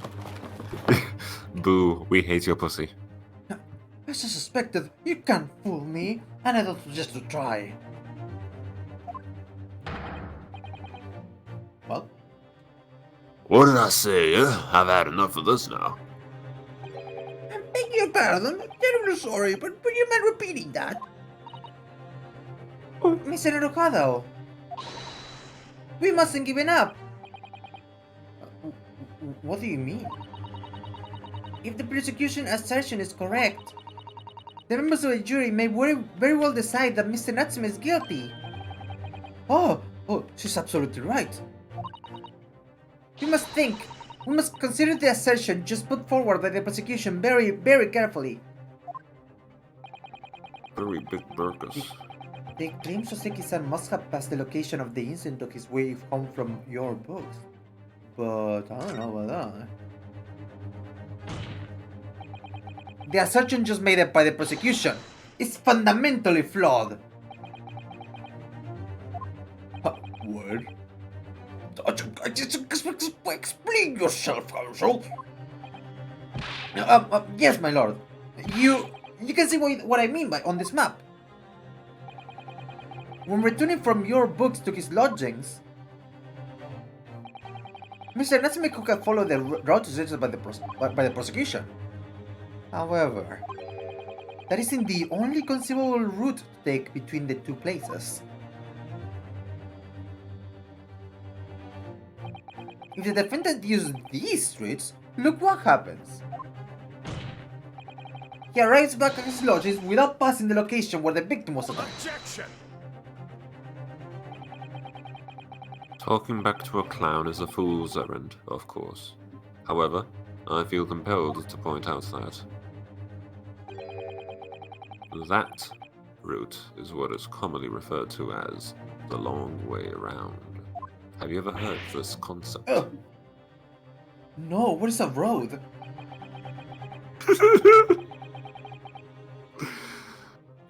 Bruh, I'm going to jail. Look at my lawyer. Dude, look at my fucking lorry. I'm going to hell. I'm going to hell. I'm going to heaven. On a cold winter's night, why would any man choose to take a longer route home? Well, The answer is extremely simple. He wouldn't. In other words, the accused took the obvious route back to his lodgings and is the obvious perpetrator of his crime. Objection! yes, I got it. Obviously, we must ask the man himself. Ask Mr. Natsume which road he took home. I have already informed the court of the accused's response to such questioning. He claims he has no recollection.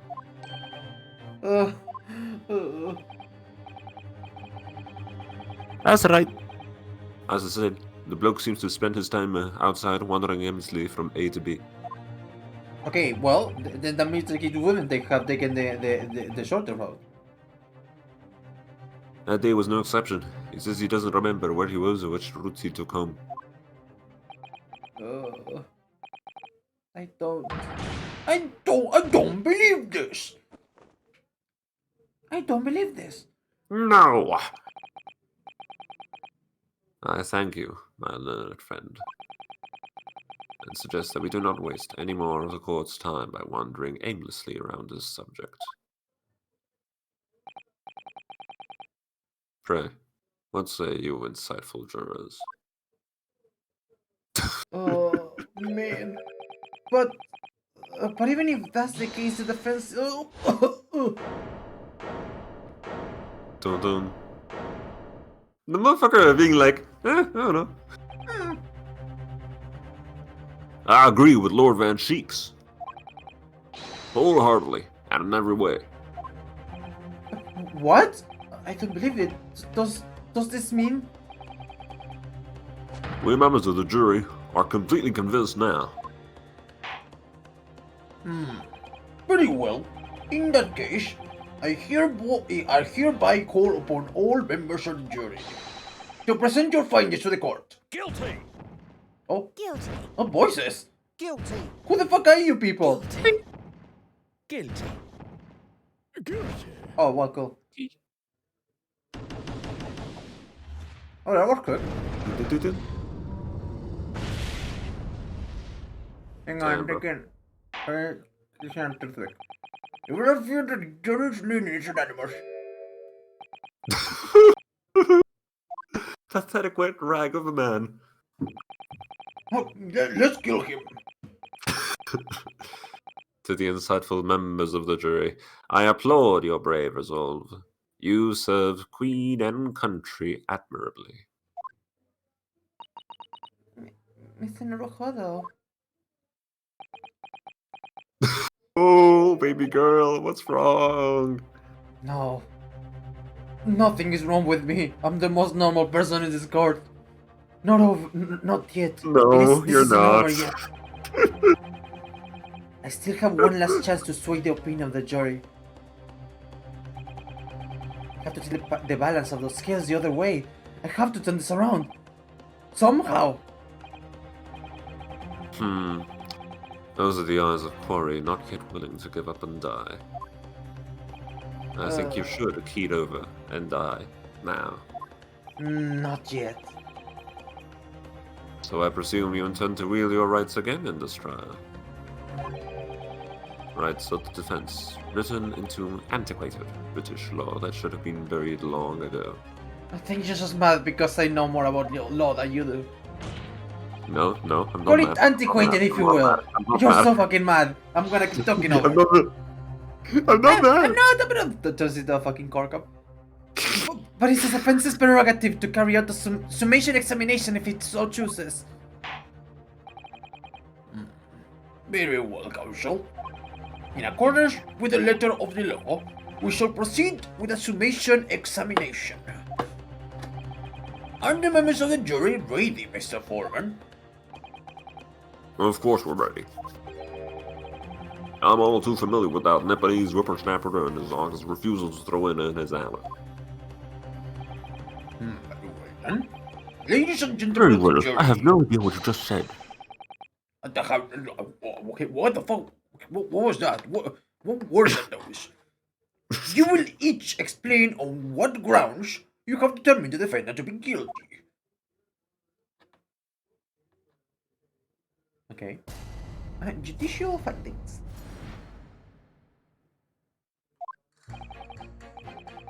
For pity's sake, that little Nepalese oddity already admitted himself in me. If he said that a woman in green claps before his eyes, why? It can only have been the victim. Okay, but that chick's design is cute. Yeah. The man will have gone around the houses of kids way back from the bookshop, not in winter. Ah. So the poor woman was attacked from behind, was she? How dreadful. I really don't care. Can't we just wrap this up now? I've got work to be doing. Your books, yes. Nice shop, that. But bourbon books, no, not worth a visit.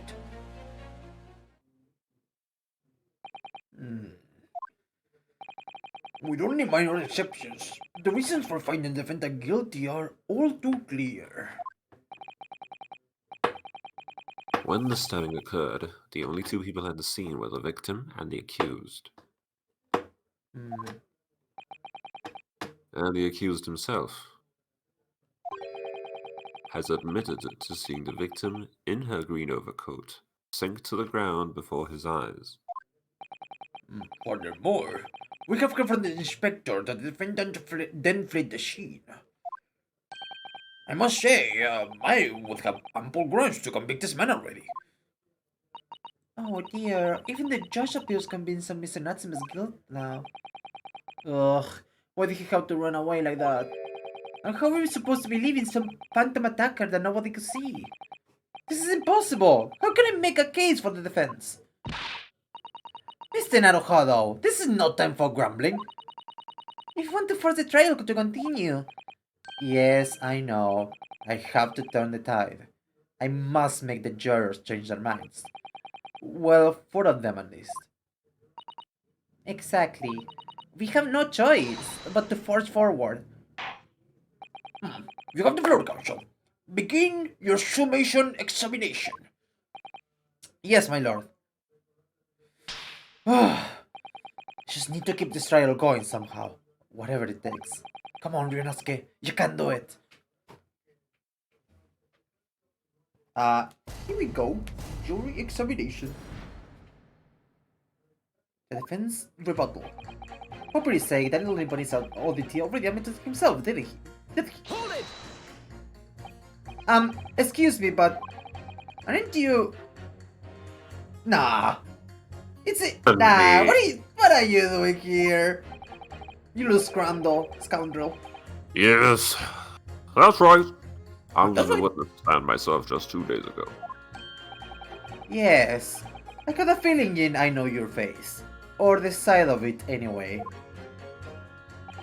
If I remember correctly, you're a banker, aren't you? After the gold rush went down under, I came back to London to work. Oh my god, so he's Australian. Fuck me. I suppose, yeah. Or at least he He just was said in... down under, so Australia. Or at least he was in Australia. Doesn't true. need to be like he was born there. Oh no. Did he own a fucking emerald mine in Australia? A gold mine, but yes. Dude, I love it. fuck. He's just like, oh, fucking,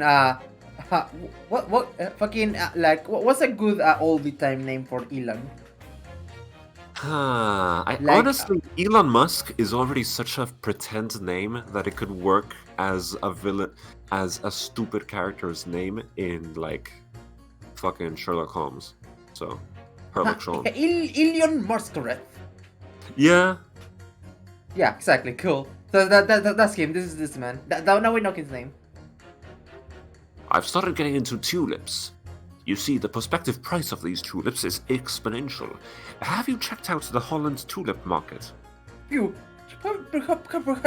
Perhaps have you keeping tabs on them Have you been digital keeping assets? tabs on r/tulip market? No, I hear that the red tulips are going to go to the moon. Flower hands. Hashtag. Now believe me for sir when I say that we're all gonna make it. Fuck off. Oh, now on my jury, I would have no. Mr. Naruhodo, I will let you know that in my court there will be no fear, uncertainty, and or doubt. Absolutely not. You will make no fool of my mighty asshole courtroom. And it was all going swimmingly until you started frolicking around. Bruce Fairplay was a man of repute. Sorry?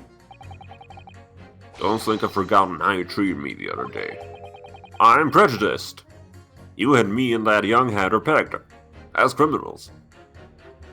I don't think I've done that. I thought that's not my thing, I'll say. Oh, well, you know, water under the bridge, surely. Now there's all sorts of rumors buzzing around, and the police have been battering me non-stop. If I could turn back the clock, Well, anyway, I don't know about the hatter, but at least I'm in the clear now. and free to make up my own mind about who's guilty and who isn't. Thank goodness. Alright, maybe I might struggle to change this man's mind given an awkward history. Oh dear, I wonder what's become of Mr. First now.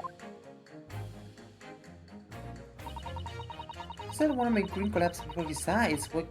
Why can't only be him? You're right that at the time of the incident, the defendant admits to having seen someone wearing a green overcoat walking on ahead of him. Well, quite. That's precisely my point. Clearly, that someone green was the victim. And clearly, that funny little Nipponese man with the disturbing mustache is the culprit. But let's not forget, madame. The defendant vehemently denies attacking the woman. Why, of course he does. If he admits to stabbing her, his life is over.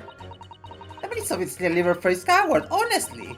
Claiming the woman simply collapsed before his eyes. How rude. But if that's a lie as you're suggesting, do you not think he would have concocted something more credible? Oh, I really couldn't say. After all, you're... Oh no! Who's to say what's going She's to a be 10, but she's racist! Oh yeah. Oh, they're all racist, is the thing. Haven't you learned this by now? Every single British person is racist. Fucking At least Christ. from this time they are. I mean, at least that's Victorian people were just like this. Can you go 5 seconds without referring to me as some kind of fundamentally foreign fuck? As a fucking some sort of creature. My goodness. I could tell you what's going through my funny little mind right now, but you wouldn't like it. I do declare the man has already made the admission. He himself has stated that there was nobody else around.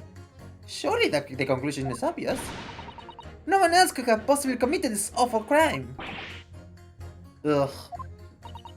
If no one else could have done it, the accused must be the man. Really, it couldn't be more simple. Your argument's compelling in its simplicity, I must admit. Oh my! You're too kind, my lord. That went well for her. My goodness, ugh. The man would have gone around but you can't deny that there are other routes Mr. Nasumi could have taken back from your books. Oh yes, like you drawn them up, you mean? What was it? Calabash Road or something? Precisely. Oh, but it seems to me that what counts is whether the little Japanese fellow actually went that way or not. Well, yes, that's true. But at the moment, there's no proof that shows he did, is there? Well, yes, that is true as well. And as you understand it, the accused himself doesn't remember which way he went, does he? Well, yes, that's annoyingly true. Winter's nights are cold and dark and cold, so the way I say it, you want to get home as quickly as possible. Yes. Oh, is that all true? So really, the only thing that makes sense is that he went home along Briar Road. I'm supposed to be convincing you here. I have given it a lot of thought, you know. I didn't just make up my mind on a whim like he did.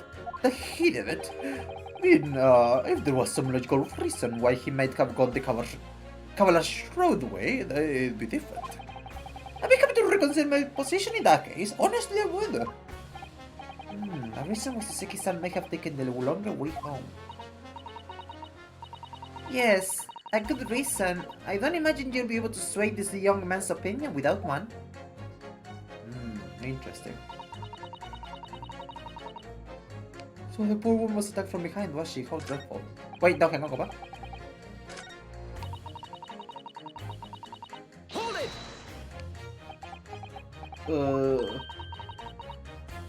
What is the matter, young man? You're the wife of Mr. Gareth, aren't you? The landlord who rents Mr. Natsume's his room. The master's wife? What do you get your dear sir? I'm the maid! The maid, you understand? Ooh, bruh. That already floundering. So skipping up that charade? Oh, this is gonna be awkward. Why didn't you mention this yesterday? That you've been selected for the jury in this trial, I mean. Well, I was told not to mention to anyone until the day of the trial, you see. I was in the letter I received. The instructions were very clear. So I'm afraid I had no choice. I see. Anyway, Mr. Natsume, the defendant, takes lodgings in your master's house, doesn't he? Yes, that's right. Although he's only been in a little over a week now. And in that time, surely you must have taken stock of his character. Does Mr. Natsume look like the kind of man who would commit a crime such as this? Oh my goodness me, yes! He's just a sort. He absolutely looks like he will kill someone for a shilling and a farthing. What? What? Pedro hid something in that dark and dingy room, sporting an unscrupulous mustache. The man never speaks. And don't get me started on those shifty eyes. All the neighbors are looking about him. I've heard him, you know. People think he must be building a bomb in there or something. Legalized nuclear bombs, that's what I say. Oh, dear poor Mitsunatsume. How could people say such things about him? He's just a harmless bookworm, nothing more. Well, just call him a worm, so... I mean, we used to love him because he was a worm, though. I think that's all people tell him that. Anyway, I better be careful about inviting this maid to speak. So that she says enough damning things already. Really don't care, come just drop the sound, we can walk to it. A man's life is on the line here, sir. This will take as long as it takes. Don't get clever with me now, son. My life's on the line too, and so is my family's. Oh, is that so? Ah. The likes of you wouldn't understand, but a laborer like me can't afford to take time off. If I don't work, I don't eat, and neither do the wife and kids. Oh, I see. That must be very hard. I go to the union every morning to find out what needs doing. If you're late and the work's taken, it's tough. This time of year, there's water and gas supply pipes busting left, right, and center. They're after cheap labor to get roads dug up to fix it. It's a hard slog from dawn till dusk, it is. So, you were out digging up the roads on the day of the incident as well, were you? That's right. Oh, that's right. In fact, if I remember rightly, Oh. it was just round the corner from where it had all happened. By that old bookshop it was. Which bookshop? Oh? What? Another coincidence. That's right. Meerschaum Street it was. Meerschaum Street. I'm the man, Mr. Alejado. There are only 3 named streets. You forget all of them already? My goodness, come on. Be snappy. Fucking Christ, dude. Juror number 5, I need you to add that information to the formal statement, please.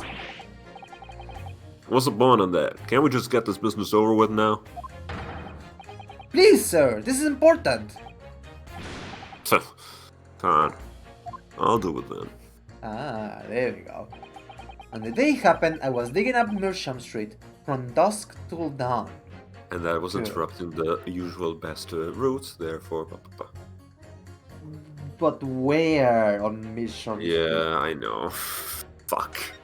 Can we press you on that? Hold it! So, if I understand this correctly, you're a day laborer and you were doing road maintenance that day. That's right. That's right. Like I said, you got a lot of bird skies and water pipes underground in the middle of winter. It's the only time of year fellas like me can actually make a few bob, and I'm missing out today. And when you say from dusk till dawn, what is dawn? What is dusk? Well, Dawn is the time in which the early morning is occurring. The sun is rising from the horizon. Dusk is when the opposite is happening, when the sun has gone down, but there's still light because of the reflection of the light of the sun against the clouds and such like, right before night. I see. Follow-up questions. What's refraction, what's the horizon, and what's the sun? I don't have time. I wonder if I could trouble you, sir. To mark on this street map the exact location of the works you were carrying out, if you could. Go here then. Let me have a look.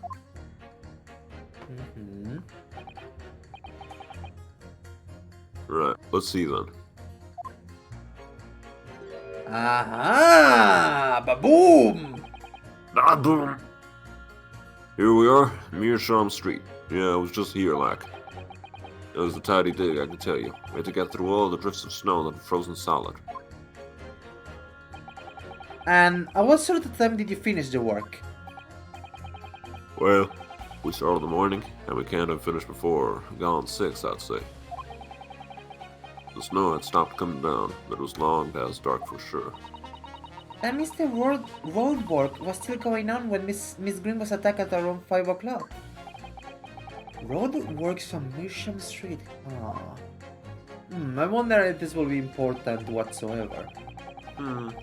Yes, your books, yes. I shot that, but purple books, not what a bit now. Let me see, for a record. Well, now we have this updated, I suppose, right?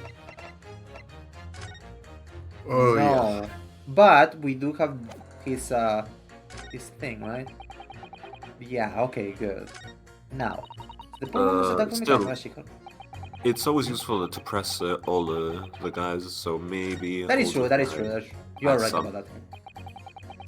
Your books, yes, they shop that, but books, no, what up? What do you mean by that? Sorry, what did it say? Food what? No, what I said was hold it. Hold it, like hold, like hold, like hold. What I wanted to ask was, do you visit your books often? I like the old books they have in there, yes. I enjoy reading them over a nice cup of old tea. That's my daily routine, you see. Same thing every day, including the day you were all talking about. And at what time did you visit your books on the day in question? Well, I was picking up books in there all afternoon, and it must have been just before 5 that I left. That's my daily routine, you see. Same thing every day, including the day you're all talking about. I think Greg just said this. Just before 5, you say. Exactly when the victim was attacked. Are you sure about the time? Oh yes, make no mistake there. I remember it well. I was about to forget it that day in a hurry. After the dreadful time I had. I mean, I lost my books and my pocket knife went missing. What horror? Oh yes. What do you mean? Well, I was walking down Calabash Road when I slipped on the ice and dunked my head. It made a sound like that. Dunk. It's always worse after the snow stopped falling. That's what is most slippery, black ice they call it. Knocked myself clean out, I did. I really thought my number was up. I thought I was gonna see St. Peter's at the gates, but the only thing I see was a carriage about to pull me down. Wait a minute. Let me get this straight. Let me see if I understand this. You mean to tell me that there's dragons and they speak? This happened on Cavalash Road? That's right. I live in Cornpipe, you see. Getting down Cavalash Road is the quickest way for me to get back from your books. Journal number 6. I must insist that you add that information to your formal statement. It may very well be extremely significant. Sorry, extremely sick. No, got it right now. I don't have a conclusion or anything. I mean, it sends a shiver down my spine to hear the members of the jury succumb bills of Mr. Natsume's guild. but I can't help feeling that some of their opinions are rather subjective. I agree. It's the irrelevance of what some of them are saying that sends a shiver down my spine. Still, at least some of their assertions don't actually incriminate Mr. Natsume of anything. That's something. We must use that to our advantage, Mr. Naruhodo. Callingly. Yes, you're right. Listen to the jurors again carefully. And if any of their assertions are at odds, I'll pit them mercilessly against each other. Yes, don't hold back. Pit them all against each other like you just said on your mind, which I can read. Yes. War Okay. games. I love when people kill each other. Okay. So I suppose it's pit this one against... Is it the woman in green collapse? No, The man Mr. Snake. wouldn't have gone around the houses on his way back from the bookshop, not in winter. Are you sure about that? Are you sure about that?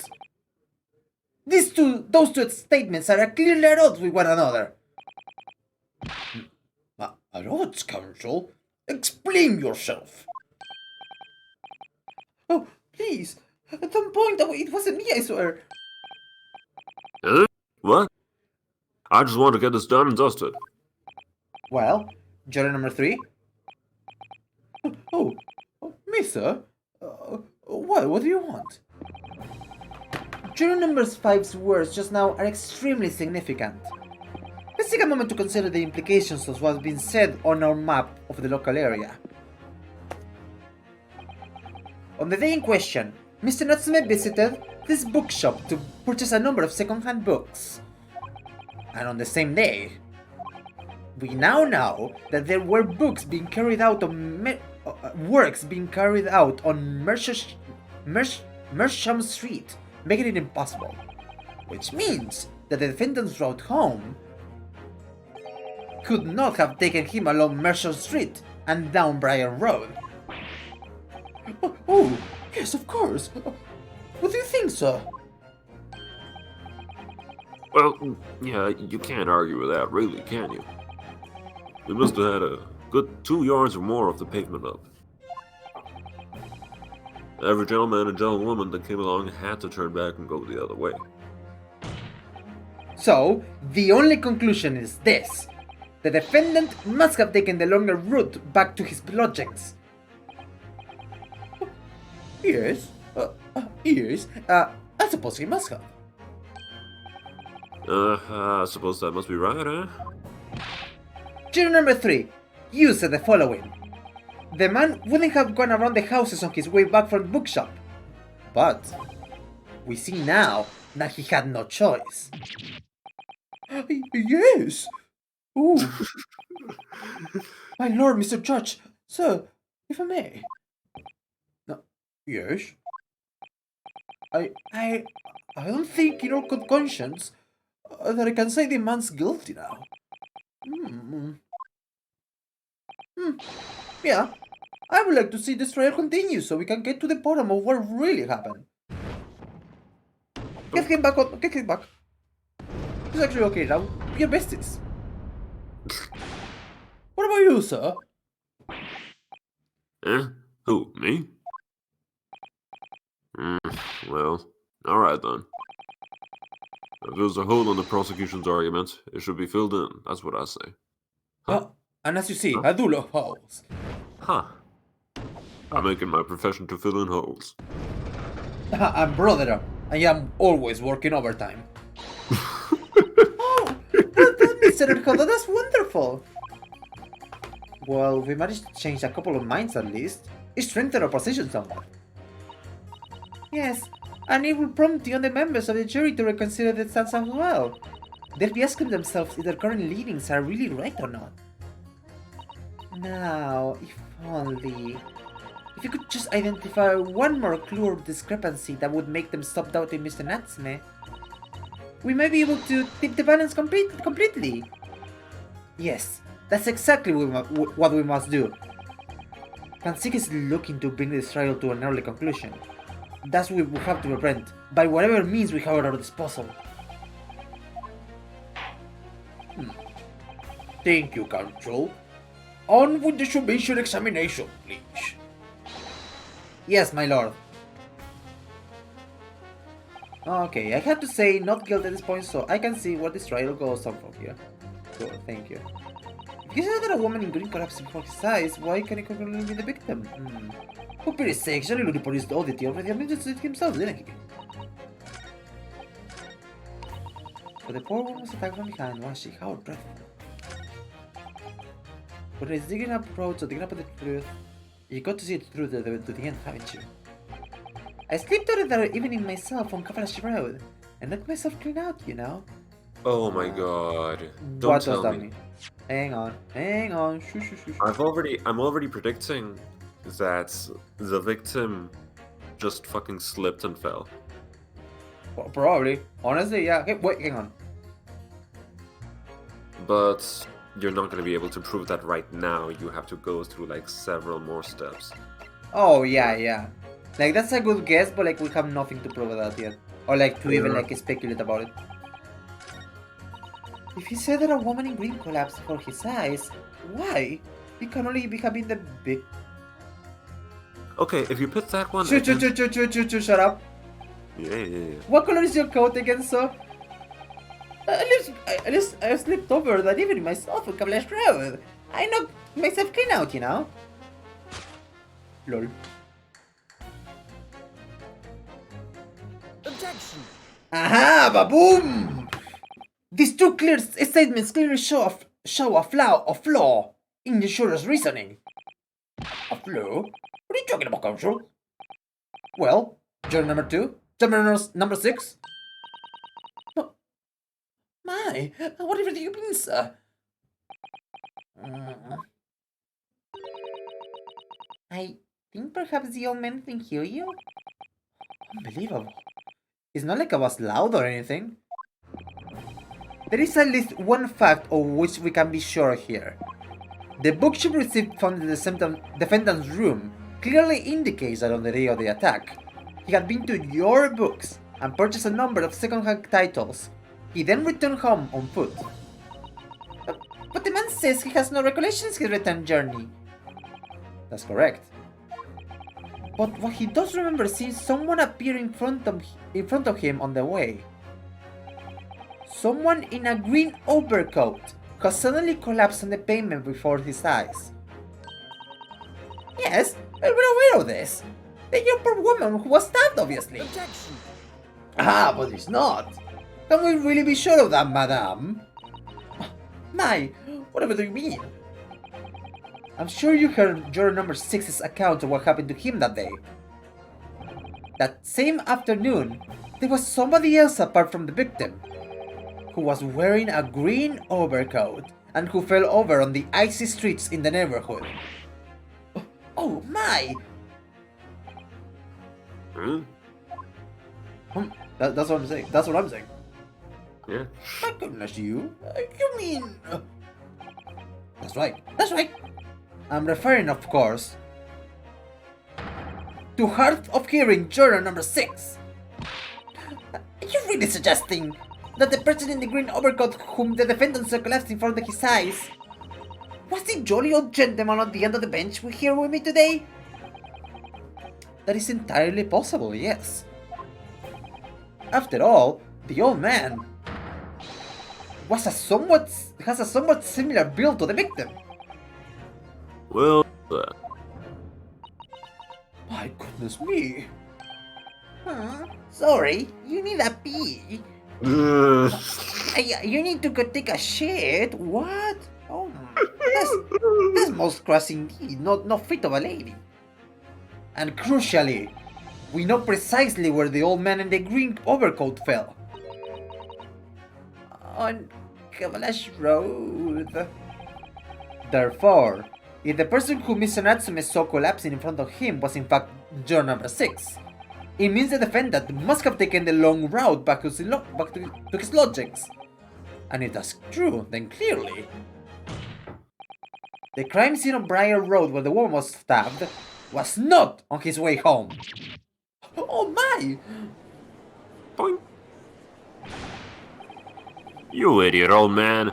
If you hadn't been so daft as to be roaming around there, We netboxed this off hours ago. And really, what were you thinking with such a befuddled goat? What did you say to me? It's a crime for the elderly to walk the street these days? It's a crime to sleep over on the ice? It's a crime to keep up with the latest styles of wear a beautiful green overcoat, is it? Is it a crime, I say, to have drip? Hold it. Now hang on. Shut up, it's my turn to talk. My lord, I do hope I won't cause you any inconvenience, but... You like to change your leading, I presume. I do declare that I would. I should like to call for a verdict of not guilty. Thank you. And I would too. What? Is it a crime to change your mind? Is it? Is it not? Well, I will either way. I don't fucking care what the law says.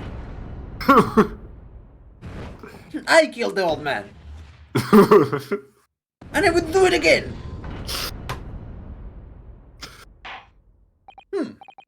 Well, the summation examination has concluded with a rather large. Okay, sure. That's okay by me.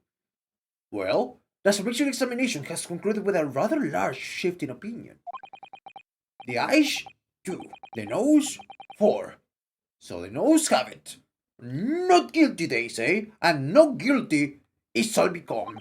Which means we no longer have a consensus among the members of the jury. The trial shall continue. Objection! I guess it's my turn to do this, bitch.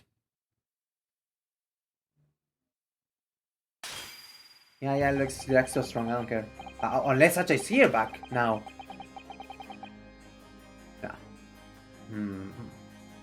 Could it seem churlish of me to drink from my hallowed chalice? Moments. Sorry, of I have received a objection. call. Oh, it's okay. Well, now you can read Van 6. Van 6. Could it seem churlish of me to drink from my hallowed chalice moments after raising an objection? Only to crush it in disgust. Pray forgive the discourtesy.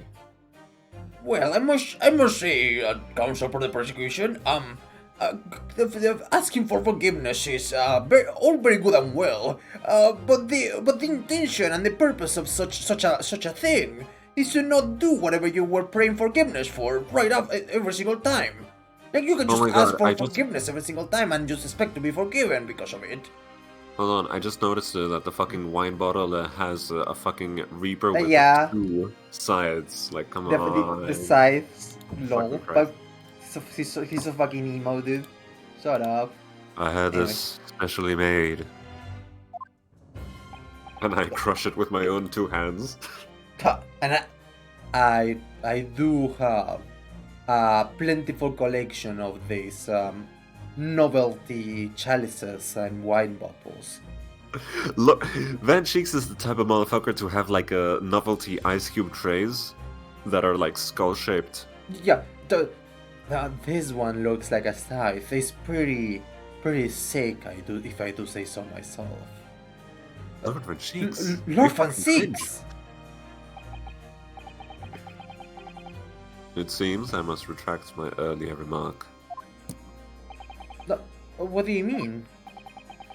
I mistakenly credited these jurors with intelligence by describing them as insightful.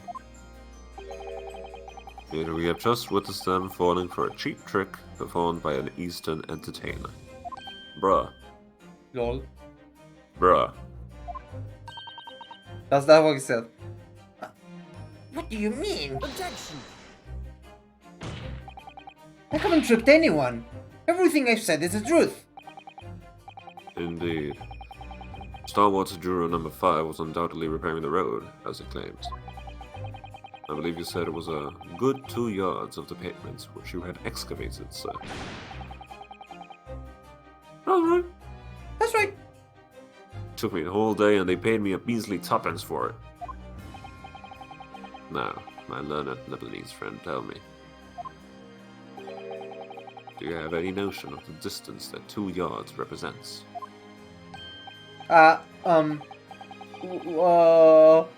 It's like uh, half a football field. I don't know.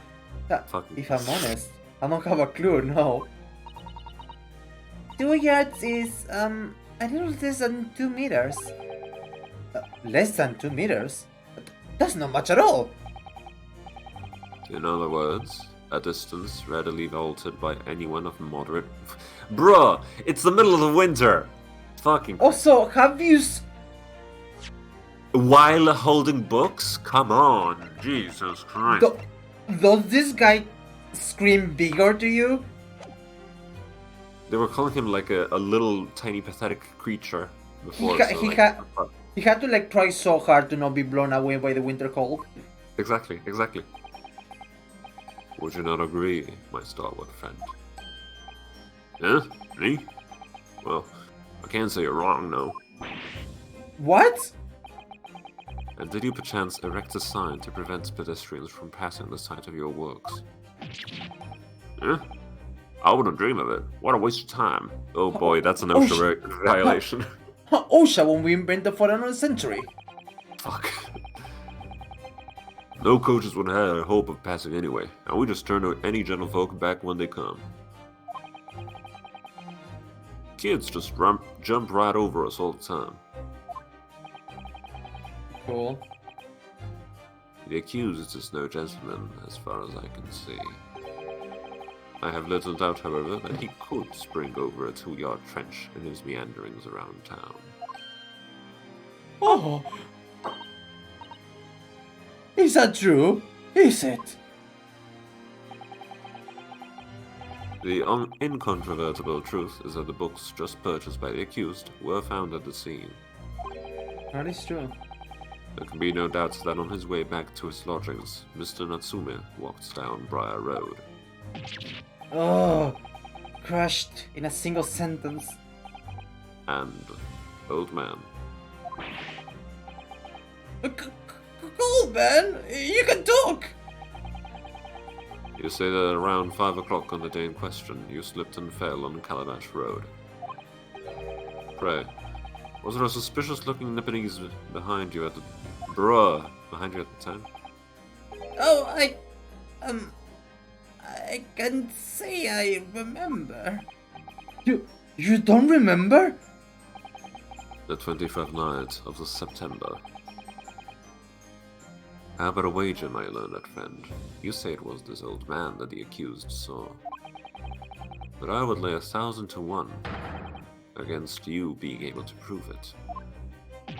Oh. Psychic attack!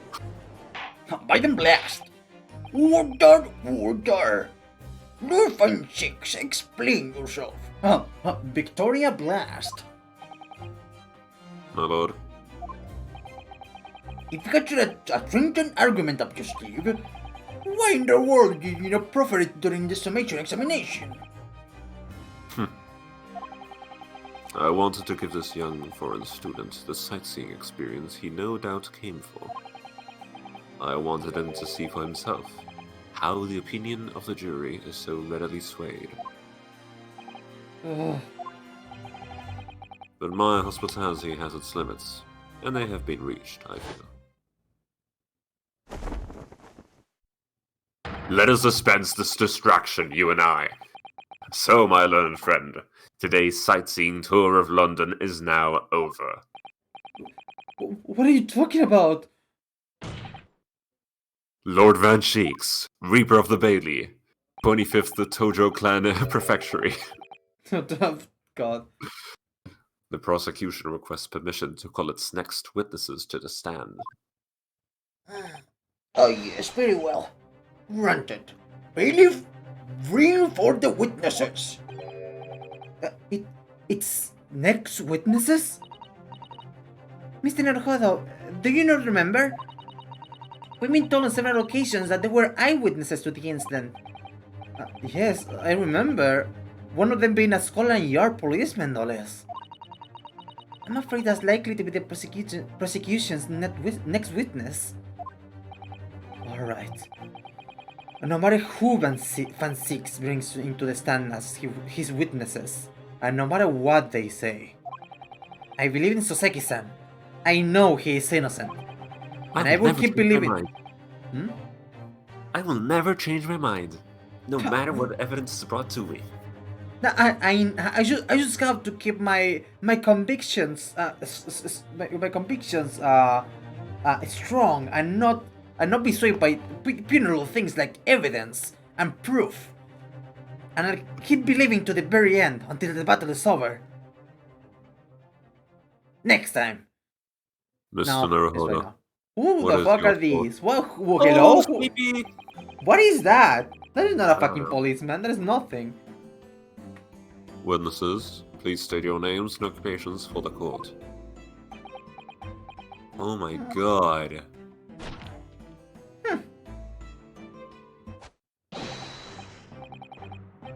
Well, Oh my god. well. Well, Constable Rody beat. Sir, nothing to report on the streets, sir. and I'm Miss Pete. Patricia's my name. I'm proud to say I'm this young town's hero's wife.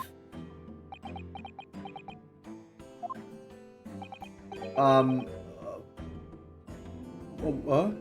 What's it? Am I in hell?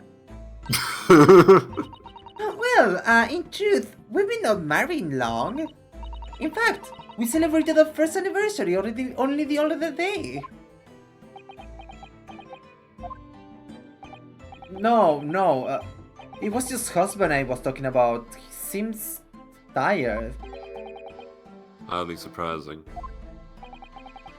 Whilst being an honorable occupation, patrolling the beat is the most demanding work in the world. Cops do everything. Well, with all due respect, Fan 6, cops are not workers. Oh, really? Should have heard that before, actually. Indeed. Apart from rare days off, our gallant officers stretch some 20 miles a day, you know.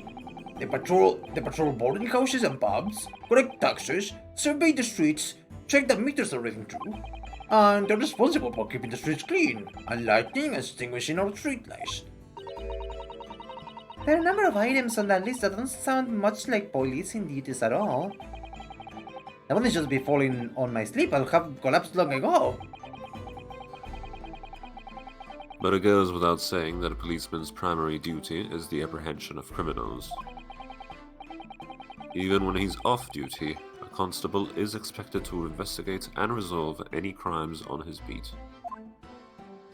Elite beat agents, you could say. For the London Bobby is a man of honor. This is the face of honor. And a man of slumber. On the day in question, this man and his wife were walking down Briar Road in the opposite direction. And they witnessed the incident as it occurred. Is that not correct, Mr. and Mrs. Beat? That's right, sir. Isn't he, really?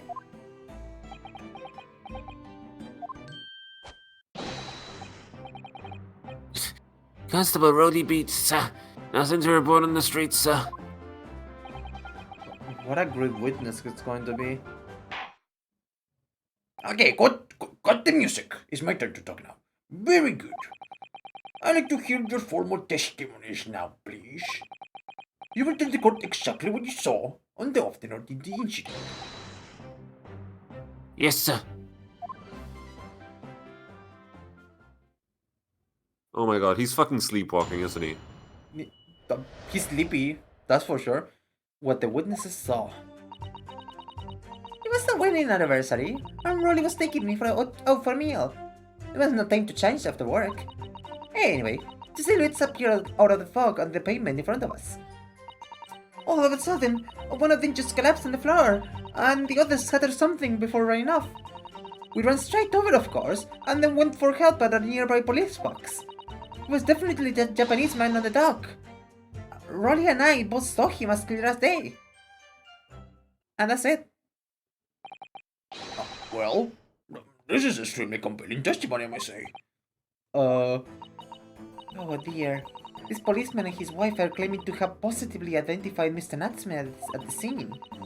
If their testimony is true, the alternative causal events that you established in the summation examination will be quashed. It's death knell, in fact. Because that alternative was never viable in the first place. What an unfortunate bit chancing. And on your wedding anniversary, too, which happened a few days ago. Oh, I know. But I still managed to go out for an evening with my man, and I thank the Lord for that. Oh my god, she's a trad wife. Yeah, they're in the Victorian era. They were all tried wives. Nah, but she's also married to a cop, so fuck. But yeah, exactly. Yeah, also that. I mean, like, oh my god, pick a struggle. Gosh, the life of a London Bobby sure sounds very hard indeed. Maybe they should, like, I don't know, resign. Indeed. However, this cross-examination will be over in minutes. You may well have time to rest this afternoon. What do you mean by that? What do you mean by that, bitch? My learned friend, the witnesses saw the face of the man fleeing the scene. They are testifying under oath that it was without a doubt the accused, Mr. Soseki Natsume. Wait, why not? We are under oath? We'll have to reconsider, I think. And one of these witnesses is a policeman, no less. So you appreciate the gravity of the situation, I am sure. Bum bum bum. Except that the man's so tired.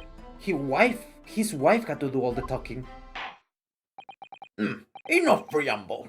Counsel for the defense. Commence the cross-examination, please. Yes, my lord. Okay, here we go. Let's see, what do we have here? What, the witnesses? Or well, really, the witness, so... Yeah. That's a wedding anniversary, and Rolly was taking me out for a meal. There was no change of the work. Anyway, two silhouettes appeared out of the fog on the pavement in front of us. All of a sudden, one of them just collapsed on the floor, and the other scattered something before running off. We ran straight over, of course, and then we went for help at a nearby police box. It was definitely a Japanese man in the dock. Rolly and I both saw him as clear as day. Okay, let's just press everything. Hold it! What do we have? No time to change after work, you say. Oh, are you also a member of the police, Miss B? Oh no! Certainly not. It's a job for strapping young men only. Women, children, and the elderly can't even apply. I love equality in this most modern nation on earth. Well, I think you can probably see why children and the elderly can do the job, can't you? I think Rolly looks ever so handsome in his uniform. It suits you down to the ground, doesn't it, darling? I'm talking to you, bitch! What? I just finished my beat. Pan and I were heading back to the station. I was actually planning on getting changed there. Is he talking in his sleep? This is creepy. Oh no, Rolly, I much prefer you in uniform. Sometimes I don't recognize you when I see you in plain clothes. I'm more attracted to the uniform than to the man. Oh dear, it doesn't seem healthy. She sounds like a creep. She sounds like a freak. I'm not one of the fun ones. Kindly adhere to the point. You were going for a meal after you had finished your beat for the day, correct? Oh, that's you. That's right, sir, yes. Although I was fit to drop, to be honest, after spending the whole day on my feet. The policing is my life, sir. Ew. As long as I'm proud of what it is, I'll serve my city and my queen to the end. Was that now? My word, God, sir. Proof that I'm a London copper. I would want it if it were you. It has the noble founding principles of the force written on it, as a reminder to all of us policemen of our sworn duty. to patrol the streets of London town and uphold the peace of the common man. Sir, and for such a noble cause I cover 20 miles every single day without fail and without a grumble. Because I know that the plodding of my boots is all Londoners need to hear to feel safe and secure. So, fighting crime doesn't appear to come into it then. Actually, maybe even causing crime, that is more of your affair now. But sir, just on that one particular day, I was looking forward to celebrating my wedding anniversary. Mrs. Reed puts up with her love being married to a bobby like me. I wanted to show my dear wife how much I care. Hi. That's you. Oh, really? Oh, Pat. Oh, what a charming couple! The year long is such a joy to behold. A little over the top, perhaps? Ooh. And then, can you describe what happened next? Okay, let's see. Anyway, two silhouettes appeared out of the fog on the pavement in front of us. Is that so? Hold it! Two silhouettes? That's right. They were coming towards us, walking up Briar Road in the opposite direction. There was a rather plump figure followed by this scrawny, thin-looking man. Oh, fuck me. It's gonna be the older... Oh, fuck. Oh no! I guess we'll see. That does sound exactly like the victim as pictured in the print, unlike Mr. Natsume. Yes, unfortunately it does. And you're certain that at the time, there was nobody else nearby. Oh yes, quite certain. It was dark, but there are streetlights on Briar Road to see. There was nobody else around at all. Isn't that right, my darling? I'm talking to you, and you speak up now. Oh, yeah, that's right. Of course, it was a light fog on the ground. The Briar Road is dead straight, and you could see a fairly long way down the pavement. And then there's the street lighting as well. I didn't see any other pedestrians. Hey, wake up.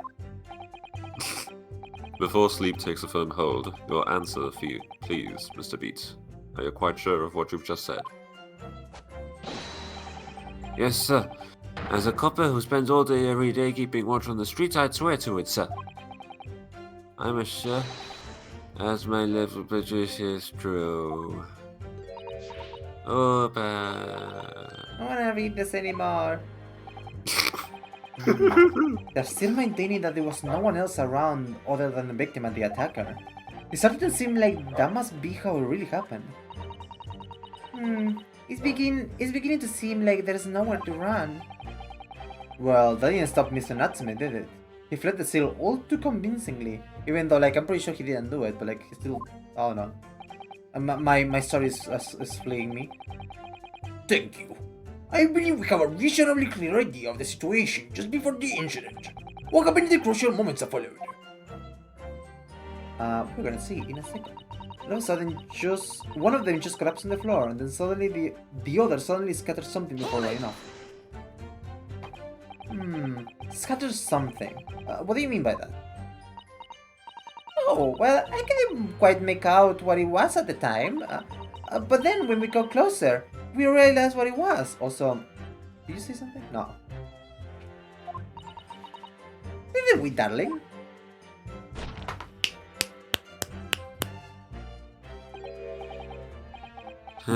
What? Oh, yeah, that's right. It was some old books. I see. All books. Yes, sir. The culprit had dropped a number of them, all around with the victim laying on the pavement. What? With the victim laying on the pavement. As clearly pictured in this photographic print. The rotten Japanese man did that when he did the deed. Whoa. Well, hang on now. Let's not forget that it remains to be established that the defendant was indeed the attacker. Well, we saw him. It was the man in the dog without question, sir. The moustache, the hunchback, the cat-like eyes, the taut mouth, the snub nose, everything. Any more insults you want to throw in? Oh, that's right. He looked down at the. That's right. He looked down at that poor defenseless woman with those terrifying, intense eyes, and then suddenly threw his books into the pavement and ran away. I see. This is tough. They seem as tough as. They seem as though they are telling the truth here. I remind the court that this unambiguous testimony comes from a policeman and his wife. Now please, continue.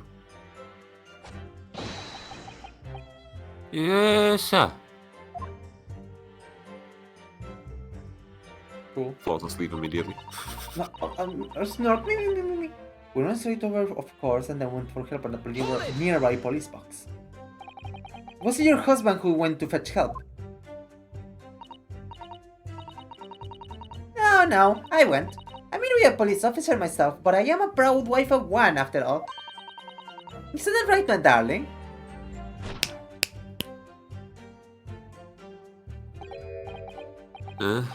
Yes. That's right. That's right. I asked Mrs. Reed to go. I was off duty by that point. But above is never truly off duty, of course, so I felt obliged to stay and guard the scene. Very laudable, Mr. Pete. Preserving the scene of a crime is a task of most considerable importance. That's why I sent Patricia, you see. I told her where to find the right police box. Forgive me my ignorance, but what do you mean exactly by the right police box? Just like a phoenix. Oh. Oh? It depends on the crime's location, you see, as to who deals with it. Where the woman was stabbed wasn't actually on my beat. So I told Patricia to wait to the police box for the Pete the incident fell under so she could go and report it. I ran there as quickly as I could and asked for help from the Bobby on duty. There is nothing more potent than a young couple in love working together, you know? And thanks to your swift response, the case was quickly resolved. The actions of two model citizens. Oh, please! You're making us blush, isn't he, darling? I'm talking to you. Isn't he? Isn't he? Bitch, wake up. Yes, sir. Well, Patricia said, sir. Let's move on, shall we? Is it the last one? Definitely a Japanese man in the dock. Rolly and I both saw him as clear as day. But surely you wouldn't have been able to see his face by the light of the gas street lamps, would you? You absolutely could. Our Londoners have exceptional eyesight, I'll have you now. Right. The lighting from the street lamps was more than enough. And my husband already told you that the fog was only light, didn't he? Yes, what of the fog? We're famous for it across the globe, I believe. But it is an absolute menace for those of us who have to live with it, of course. Oh, it is. When you think you can even see the hand at the end of your own arm. Yes, alright, I take your point. Now, can you stop checking your husband about? The castle fog makes our eyes very sharp, you see. That's why we can tell for sure and certain that it was the little Japanese man we saw. Can't we, darling?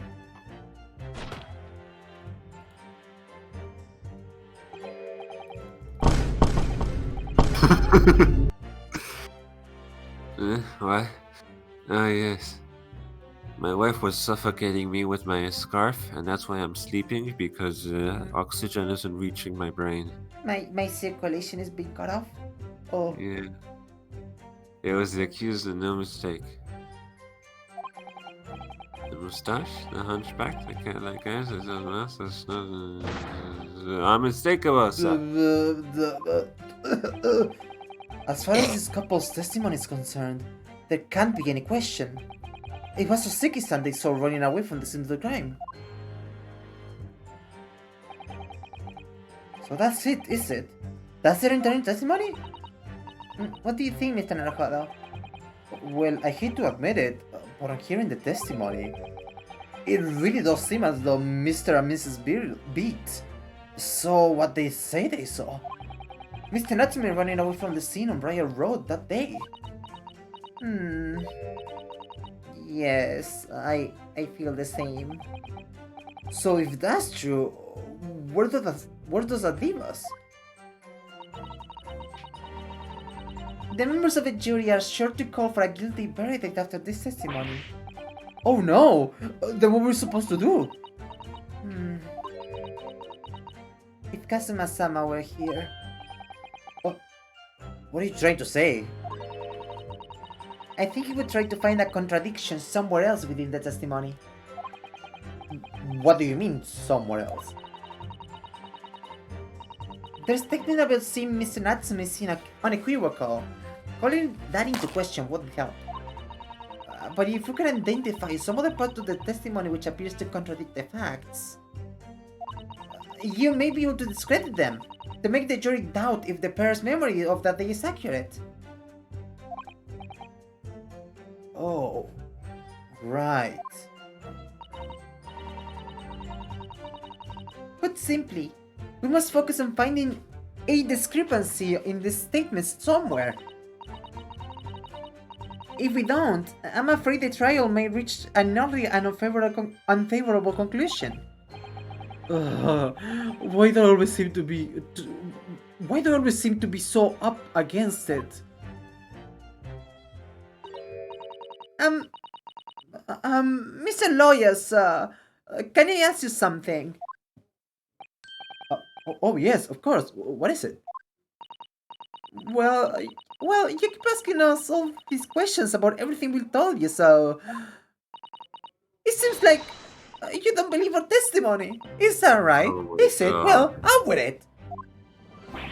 What? No.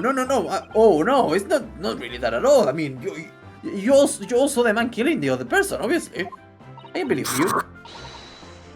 My husband's a policeman, remember? And I know what I saw. I remember every last detail, everything. Like... Oh, I know. What about the books the man dropped? I could tell you the names of every single one I could. Every single one. The bombard's code is Alexei. And you dare to question how reliable my testimony is? Oh my god. That will do, Miss. No, it wouldn't do at all. The Japanese lawyer has no idea what I'm capable of.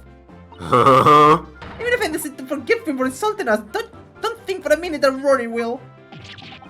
I really didn't mean to cause offense. Please put your husband's fist down. Perhaps you would like the opportunity to supplement your testimony, Miss Miro. Might that please you?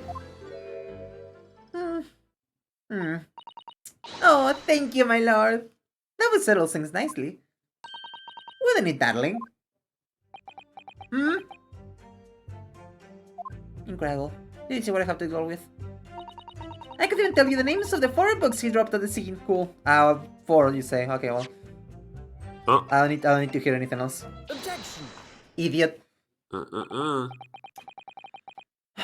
So, you were saying that there were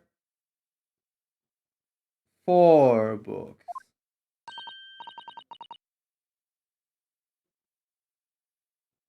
That's right. I remember all of them. The picture of Monsieur somebody. What's it, yearnings? A meal for someone, and thingamy things. Jesus Christ. Oh, I'm so sorry, Miss Beetle. Or Miss Beat. But it is a fundamental flaw in that statement of yours. Oh no! What? What flaw? Simply that at the scene of the crime, there were only 3 books, not 4. What? Have a good look at that photograph. Look at this photograph. Every time I do, it makes me. As you can clearly see, there are only 3 books. But no, that can't be. I saw them. No, oh, I know what it is. Yes, you can't fool me. Sorry? It's that big old lump of a dead body. That is so large. The corpse Oh my is blocking God. the view of the 4th book, that's all. Let's at least try to remember that the poor woman isn't dead, even if we're insulting her size. No, I'm sorry, Miss Beat. But Mr. Natsume could not possibly have dropped the 4 books you described. Why not? Fascinating. And from your sure tone, something you can readily substantiate with evidence. I Oh. presume. I sure can, my learned British friend. Wait, no. Only I get to say that. No. Oh, how the I'm not mad. turntables. I'm not mad. I'm not mad. Counsel. You will present evidence to substantiate your claims, or withdraw it. What proof do you have that the accused did not drop the four books? Well, I think it's because he didn't have 4 books to begin with. The evidence is right here, in the form of this bookshop receipt. From your books? Yes, this receipt details Mr. Natsume's purchase that day. But as you can see, only 3 books are listed. No. Therefore, Mr. Natsume would have only dropped 3 books at the scene of the crime. Which means that your powers of observation, madame, cannot be relied upon. Boom. Good. So it cannot be denied that though you say it was the defendant you saw, you could very well be mistaken. Oh no! Oh no! No! Objection! What's the fucking point of marrying a policeman if all you get is if you don't get to exert power over others? I wanted to see that man in jail, dead on the gallows. That's why I married a policeman. Nothing else. To kill innocent people. Is that so much to ask? It's plainly evident that it is your powers of deduction that cannot be relied upon, my learned Nibonese friend. Yes, I said it this time. I said it. What? What cannot be denied is that these 2 witnesses saw the accused running from the scene. A fact that you know very well you have no hope of disproving. So you've striven to avert attention from that by dint of some inconsequential discrepancies. Would that be fair? Hang on. No, that's it.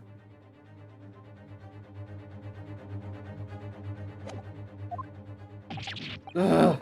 He sees right through me.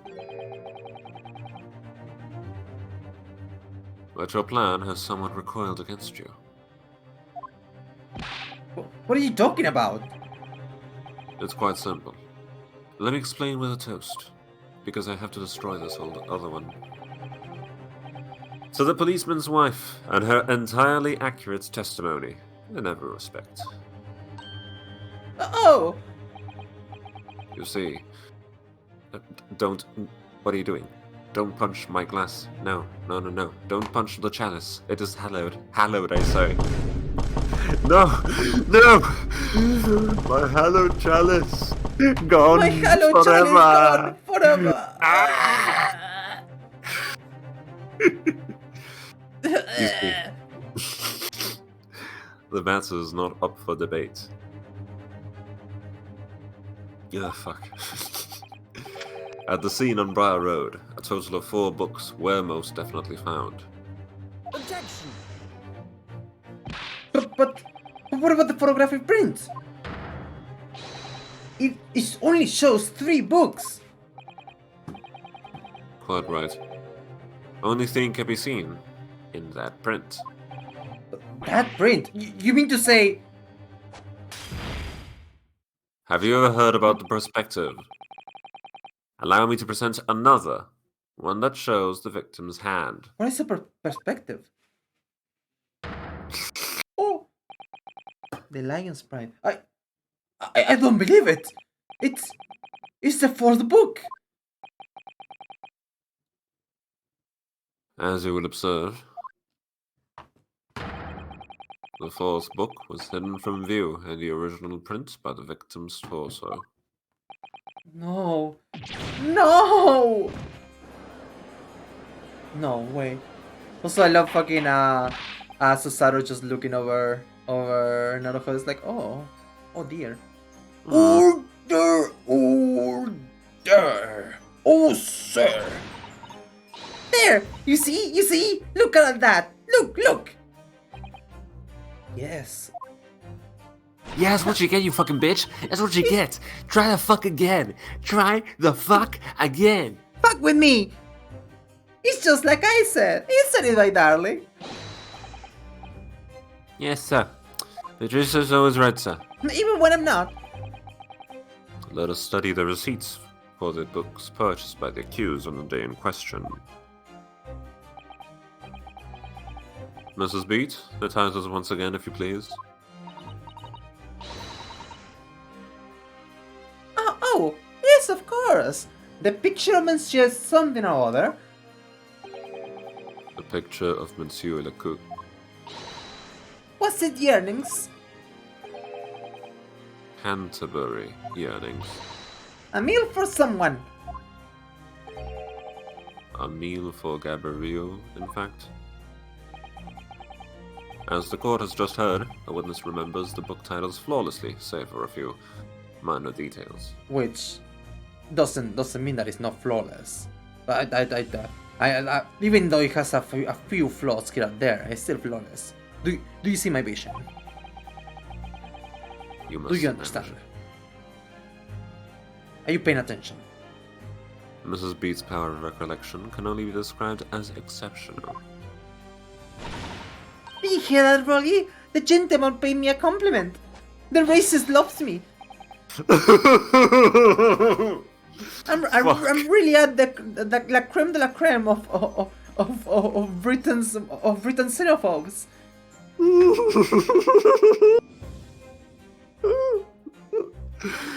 Oh, Perp, shut the fuck up.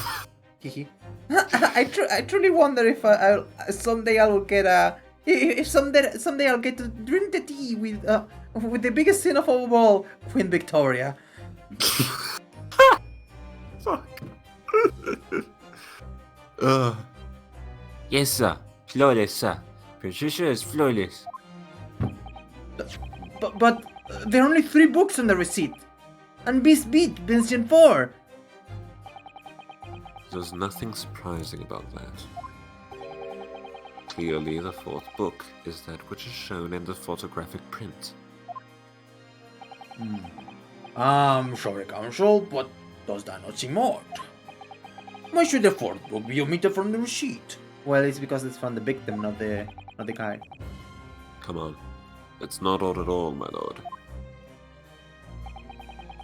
As the photograph clearly shows, the 4th book was found in the victim's clutches. In other words, it belongs to the victim. The victim was holding her own book? I wonder what became of the 4th book. Obviously, it wasn't overlooked by the investigating officers at Scotland Yard. I have it here as evidence. Well, I would have loved to have it on my court record before.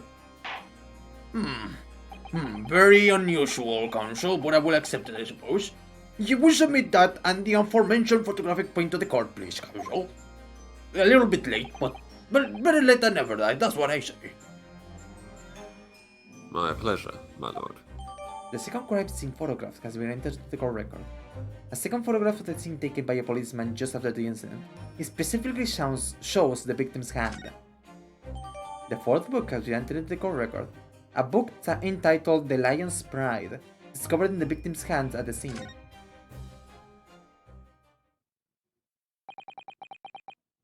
The prosecution rests. I have nothing further to add. What? You seem surprised, my learned friend. But your assistance until now has been in vain. Entertaining, yes, but futile. The spurious longer route to the accused lodgings that you tried to establish in your summation examination, and the attempted discrediting of the witness's powers of recollection in your cross-examination. Futile? I walked right into this, didn't I? You see, everything we said is true. Isn't that right, my darling? Yes, Pat. Marry me, Pat. We were already married. So, perhaps the ladies and gentlemen of the jury would like to reconsider their positions. Should the court waste any more time on this Nipponese travesty? Or is the decision you have to make all too apparent already? You have heard all of the witnesses and seen all of the evidence. I'm definitely not holding anything back, just in case the defendant decides to come up with a good defense. I definitely do not have any kind of updates to submit to the court. This trial has run its course. Mr. Naruhodo, I'm afraid we are in a terribly precarious position. I know, but if I fight back in the wrong way now, I could very well just make matters worse. Think, Ryunosuke, think. What do you do now? Right, an infection, obviously, idiot. Come on. I'm not done yet. No, my learned friend, it's over. That last cross-examination was your final chance to establish a credible defense, and you failed. The die has been cast. There is no more room for debate. Well, it might be over as far as you're concerned, but I can't think of what to say.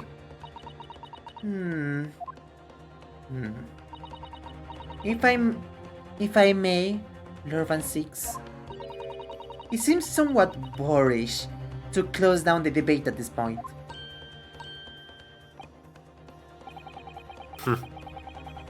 Your insignificant little eastern island must be a lawless hole indeed. For a lowly judicial assistant to have the audacity to intervene at a moment like this. Oh. Well, man, I hate men. To my shame, still a very inexperienced lawyer. So you will have to forgive me, but I consider my assistant's advice essential and her opinions invaluable. What? You respect a woman? Oh, I respect all women. And all peoples of the world. So unlike a certain someone that I know. Unlike a certain someones that I know. Mr. Naruhodo! One of this land's greatest guiding principles is tolerance. And we understood, Mr. Van Six. So, the court will heed you, madame. Go ahead, Mr. Sato. Please. Very well. Pray, what insight can you give us? What have we all overlooked in this matter that you see fit to pursue further? Well, the court has been presented with new evidence, but only after the last cross-examination finished. I see. And you believe this new evidence warrants further examination, do you? Mr. Naruhodo, what do you think? It's just possible that this new evidence may be the decisive proof we've been waiting for. The judge is sure to ask the members of the jury to announce their leanings in that moment. And of course, he's sure to ask you to explain what the crucial piece of evidence is and why. So, we must take this evidence to examine the newly presented evidence as thoroughly as possible. Yes, I understand. And thank you, Mrs. Otto. This is it. Soro-san has managed to win us one last chance here. I can't let it go to waste. But before I do let it go to waste, let me say really quickly. Ugh. If I'm gonna let it go to waste, I'm not gonna let it go permanently to waste. The defense wishes to present evidence, my lord.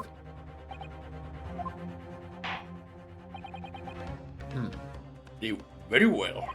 The defense might present one further piece of evidence.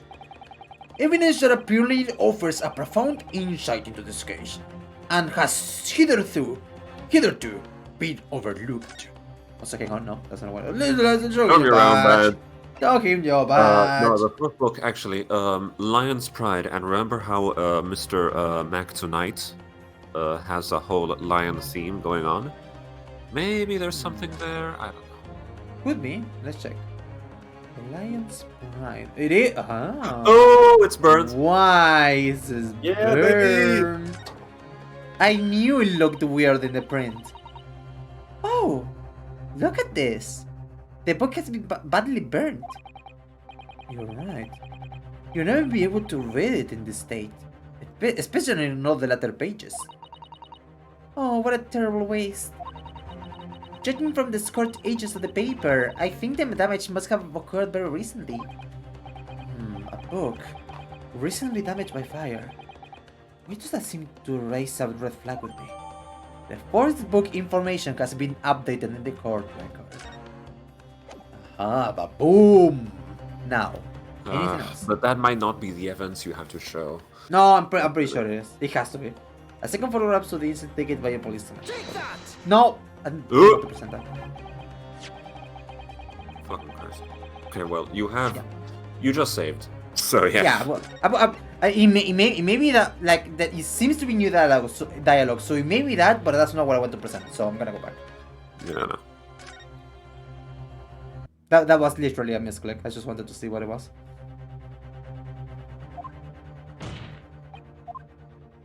Very well. You will show me. You will show me what you want me to see on the fridge. Okay, yeah. Okay, yeah, there's nothing we can, like, look at it. We can look more closely, but that's it. Okay. Okay. Take that! Take that. The evidence in question is... What? Wait, what? They didn't present the photographic print Okay, again, right? hold on. Let it continue. Okay. Maybe it's better continue. The evidence in question is what we can see from the newly presented photographic print of the scene of the crime. There we go. The fourth book found in the victim's hand. Objection! Okay. We have already discussed the fourth book at length. Other than its being in the victim's grasp at the time of the incident, no significance has been attached to it. Huh. Now but check this out. Oh, do you want significance? Oh, I'll give you significance. Pursuing the matter further would be a flagrant waste of the court's time, as you well know. Yes, I'm afraid, counsel, I must concord with the prosecution in this matter. When I afforded you this opportunity, you led the court to believe that this evidence in question contained a hitherto undiscovered clue. Right? And that could possibly be true, or is that so, Francis? So, I must insist that you elaborate, counsel. You will identify this clue at once. Do I make myself clear? Yes, my lord. It's, Mr. Naruhodo. I believe the prosecution is trying to avoid a thorough examination of the evidence. Which means, you may very well be on the right track. Yeah, Yes, I think you may be right. So, counsel, precisely where is the vital clue to this case, which this fourth book conceals? You will never believe this, dude. You're never gonna believe this shit. Oh, sorry. It's been badly damaged by the fire here. So much so that you couldn't read it at all anymore. That's right. Such a pity. And do you see the flanking edges of the burnt pages, Mr. Naruhodo? I think that's a sure sign that the damage occurred relatively recently. Yes, a book damaged in a recent fire. That definitely rings a bell. Ah, Got it! Right, present. check this out. I would ask the court to observe the back of the book in question. The back? What do you... Oh, goodness gracious! He's been burned to a crisp. So we have to ask ourselves, why was the victim clutching what is clearly an unreadable book? It is undeniably an extremely unnatural thing for her to have been doing. Objection! Yeah. Unnatural, you say? And what of it, my Nepalese friend? And what about it? Oh, Were I to concede the point, if it bears no relation to the case, there is nothing to discuss. So, should you wish to assert that this fire damage is some veiled clue as to what happened that day?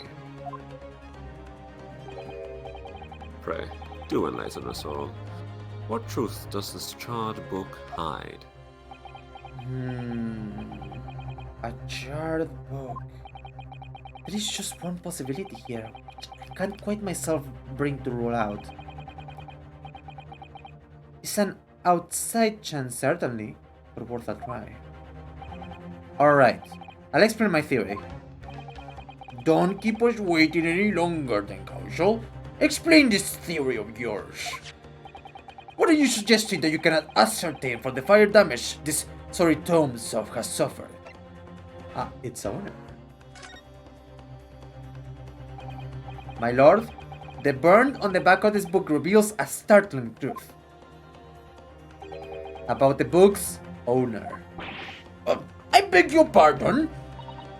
But you already know who the book belongs to. The victim was gripping in his hand as she fell to the floor after all. It's obviously hers. No, I don't think so. The question of how this book came to be in the victim's hands has yet to be answered. However, as to the question of who the book really belongs to and where it originated, the defense has very credible answers. Oh, goodness gracious, how can you possibly? Very well. I'll play along with this futile attempt to delay your inevitable demise. But do remember, the members of the jury may well burn you if your little gamble goes awry. Alright. Yeah. Ori! So, the defense's response here is very likely to influence the final outcome of the trial. So tell the court, who do you claim is the owner of this burnt book? Oh, I wonder. I don't know. John Carrier. This is motherfucker. Check this out! Take that! And the music stops. The answer is that the books belongs to the couple who own the house where the defendant has his lodgings. A certain Mr. and Mrs. Garridev. The landlords. They were responsible for the crime? Oh, they were responsible for every crime. And whether this is some extraordinary coincidence or some kind of fate at work, I don't know. But it is most likely true, that the crime was committed by the landlords, as is every crime, like the most heinous crime committed by the biggest landlord of all, Queen Victoria of the Great British Empire. No, you can't say that. You can't say that about the Queen Regent. Oh, but I will. Of all the people in London, one of the 6 chosen for jury duty in this courtroom today is none other than Mrs. Garridev herself. Oh my goodness, me? I think you must be mistaken, sir. I'm not Mrs. Garridev's wife. I'm his maid. things would be so much easier if I just drop the pretense. But like even then, like you still have, you still have connection to Mr. Gardev, so like it's not like, you know. All right then. Oh, but a simple question for you. Have you ever seen this book in Mr. Gardev's house? I would never presume to know all the books he keeps, huh? Objection! Objection. This is outlandish behavior. This woman is the accused landlady, you say? You implicate this hard-working member of the public. You besmirch her without a shred of evidence. Your actions are unforgivable. Objection!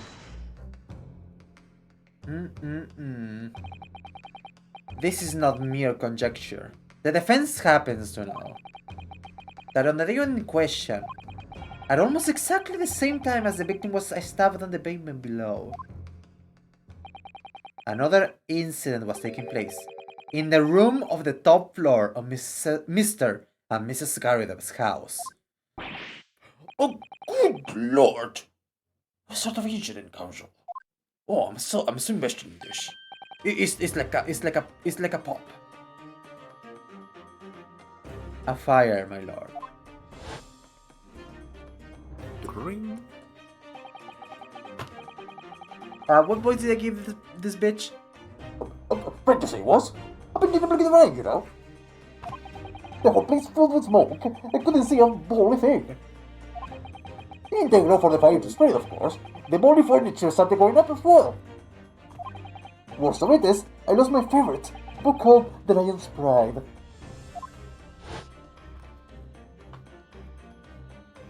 Lol. The Lion's Pride. I'm serious. Okay. I see you heard of it. What do you want? What? Listen, Van Seeks is a horrifying personality, but in that particular... Am I catching you sleeping here? Is that what's happening? Do my ears deceive me? What's happening here? Is that what's happening here? Hello? What's happening? Your favorite character is Vriska. Like, come on. And?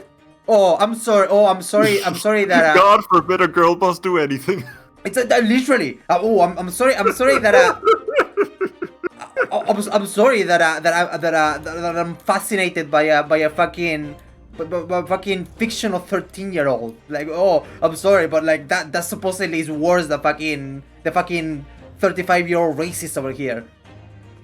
Isn't that 13-year-old responsible for crippling another 13-year-old? Yeah, but they were 13, dude. We're gonna bring up Vriska discourse in perpetual reality. Are we? I don't know. I didn't bring up Vriska into this hallowed house. I don't know. Are we? Do tell me. No, we're not. Okay. Or good. Very good. So now that Vriska's out of the question, what happened here? What's happening here? What's happening for him? I'm not sure for him. Anyway, incredible. What is it? I think that thing- Van Seeks is attractive, even though, as a human being, it's like he's a 10, but holy shit, I can't even begin to explain all the shit. What? Stop looking at me like that. I don't know what to tell you. I already know what you're fucking doing. You wouldn't catch me there. Anyway. By Job! The presumed title that's the subject of this debate. Oh, dear me. Objection!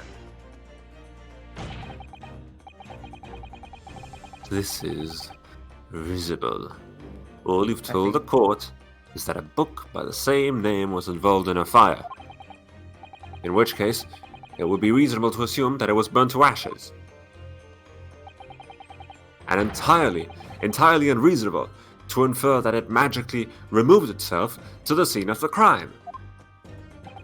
Perhaps it would make more sense if I told you that the cause of the fire was marital discord.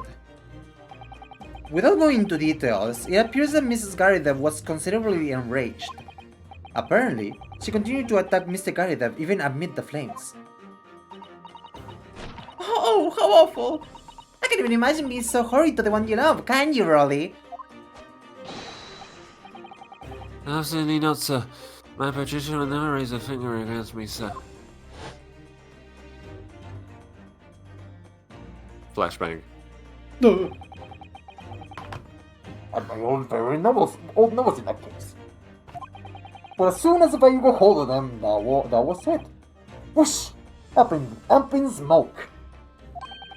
Then the wife started hurling things at me. Oh, the old ball and chain, am I right, boys? There was I, back up against the window under heavy enemy fire. Incendiary books coming in 10 to the dozen. Oh my god.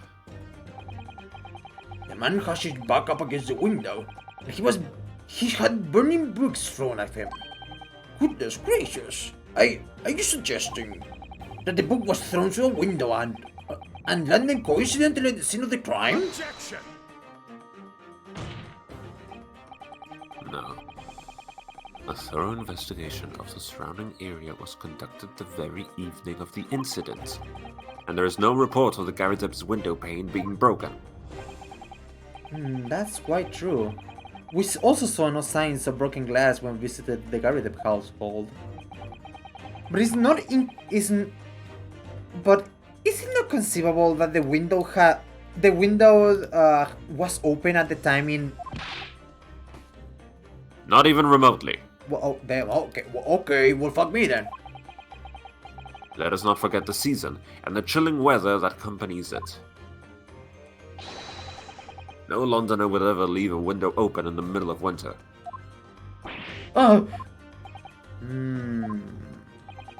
Does the defense postulate this scenario in all seriousness, Counsel? Do you earnestly claim that the book found at the scene was a flaming projectile thrown by Mr. Garideb's wife? I believe it's a possibility, my lord. I do believe. That's what it off. Dun.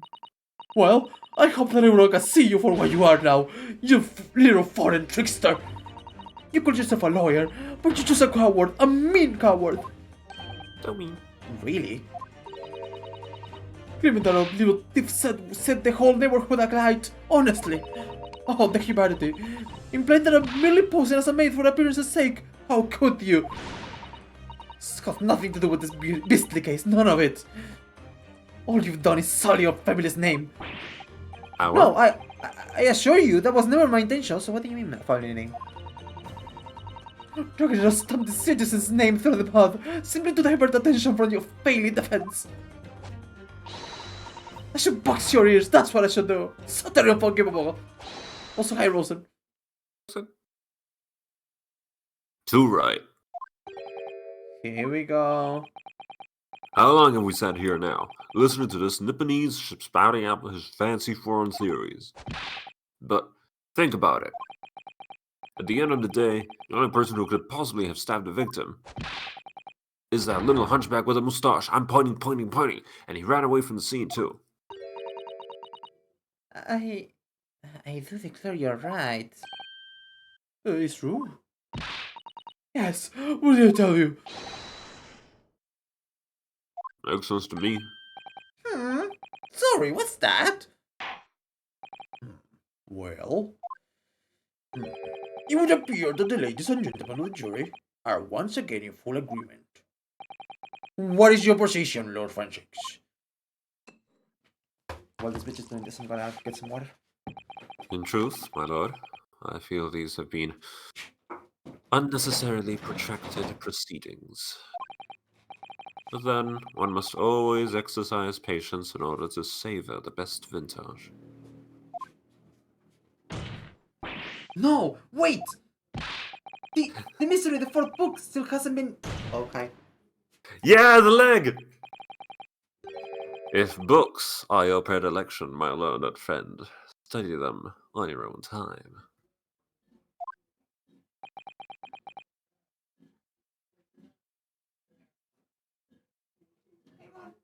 Hot leg. Hot leg. Leg so hot you could fry an egg.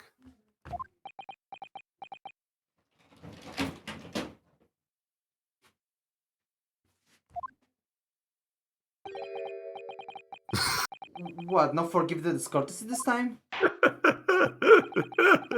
That, Oh, fuck.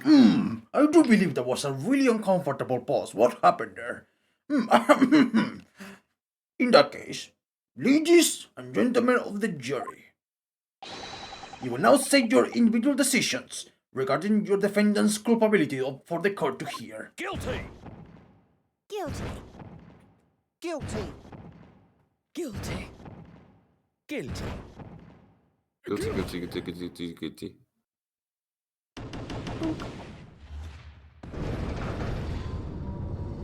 Kill.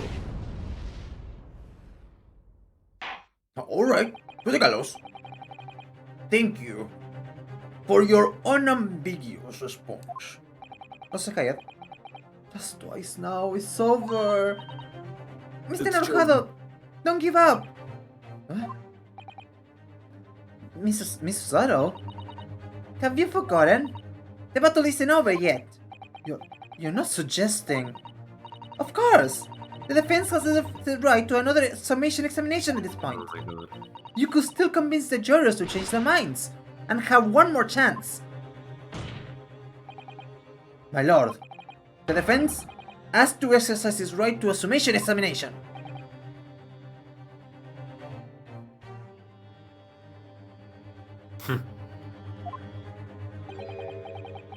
You believe you still have tricks up your sleeve? I don't intend to trick anybody.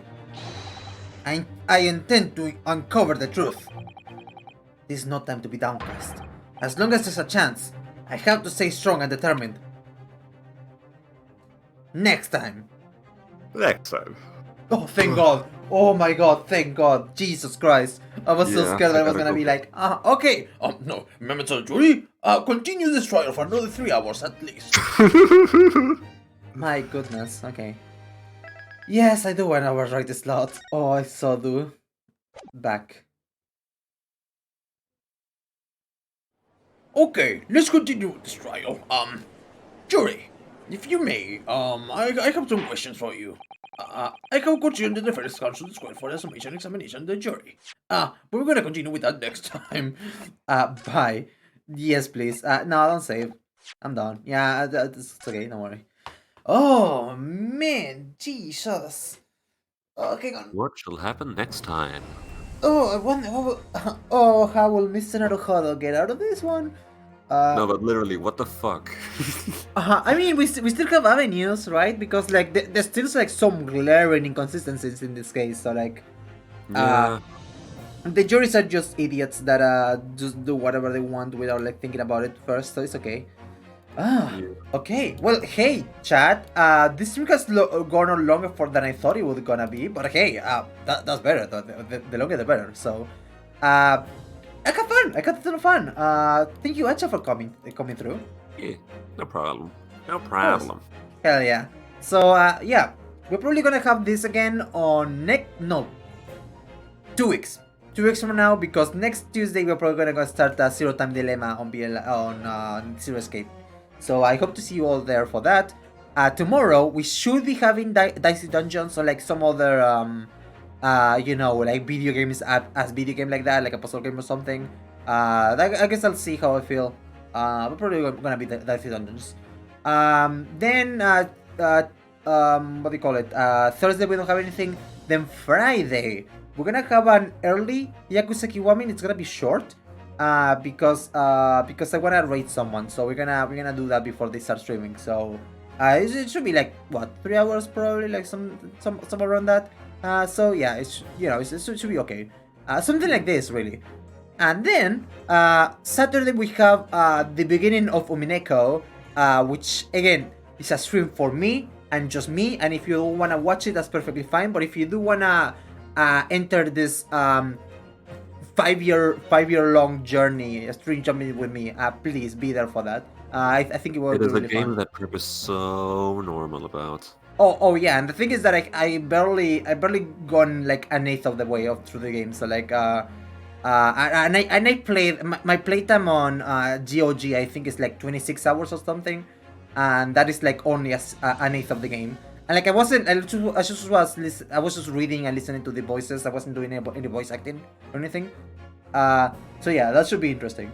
But yeah, if you wanna watch it, that's really fine. You know, that is still there. And on Sunday, on Rosen's stream, and let me. I don't think they have a command still yet. No, there it is. Wait, no. No, I think that's correct. So like, on that Twitch, we're gonna have Ultimate Designers Project, which is gonna be really fun. It's a monthly thing. You must have heard about it by now. But that's gonna be a ton of fun. So yeah, I hope to see you over there. So yeah, that's pretty much it. Anything to say, Acha? Anything you wanna say? Enough. We've heard Enough. enough about they them pussy. We are now in the season of they them cock and hole.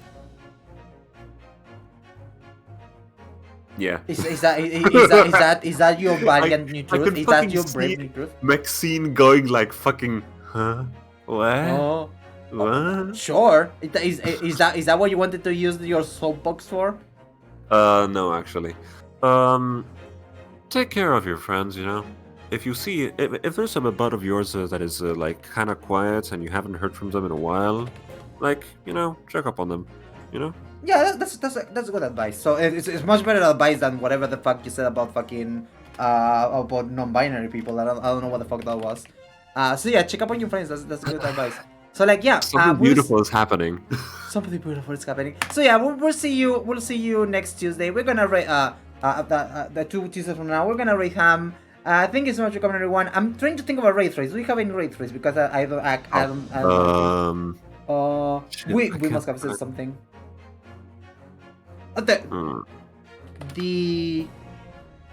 No, I don't wanna quote Queen Victoria. I don't wanna invoke the name of Queen Victoria on Cam's chat. Although I would be like very discombobulated and think, oh, what could be a good race race? I thought of something, but I forgot what it was. Discombobulate can work, I guess. You know, yeah, sure, discombobulate. Sure, that doesn't have anything to do with anything. Discombobulate? Discombobulate. There you go. Discombobulate. So yeah, thank you so much for coming, everyone. I'll see you tomorrow or whenever I see you, and have a good night. Bye, everyone.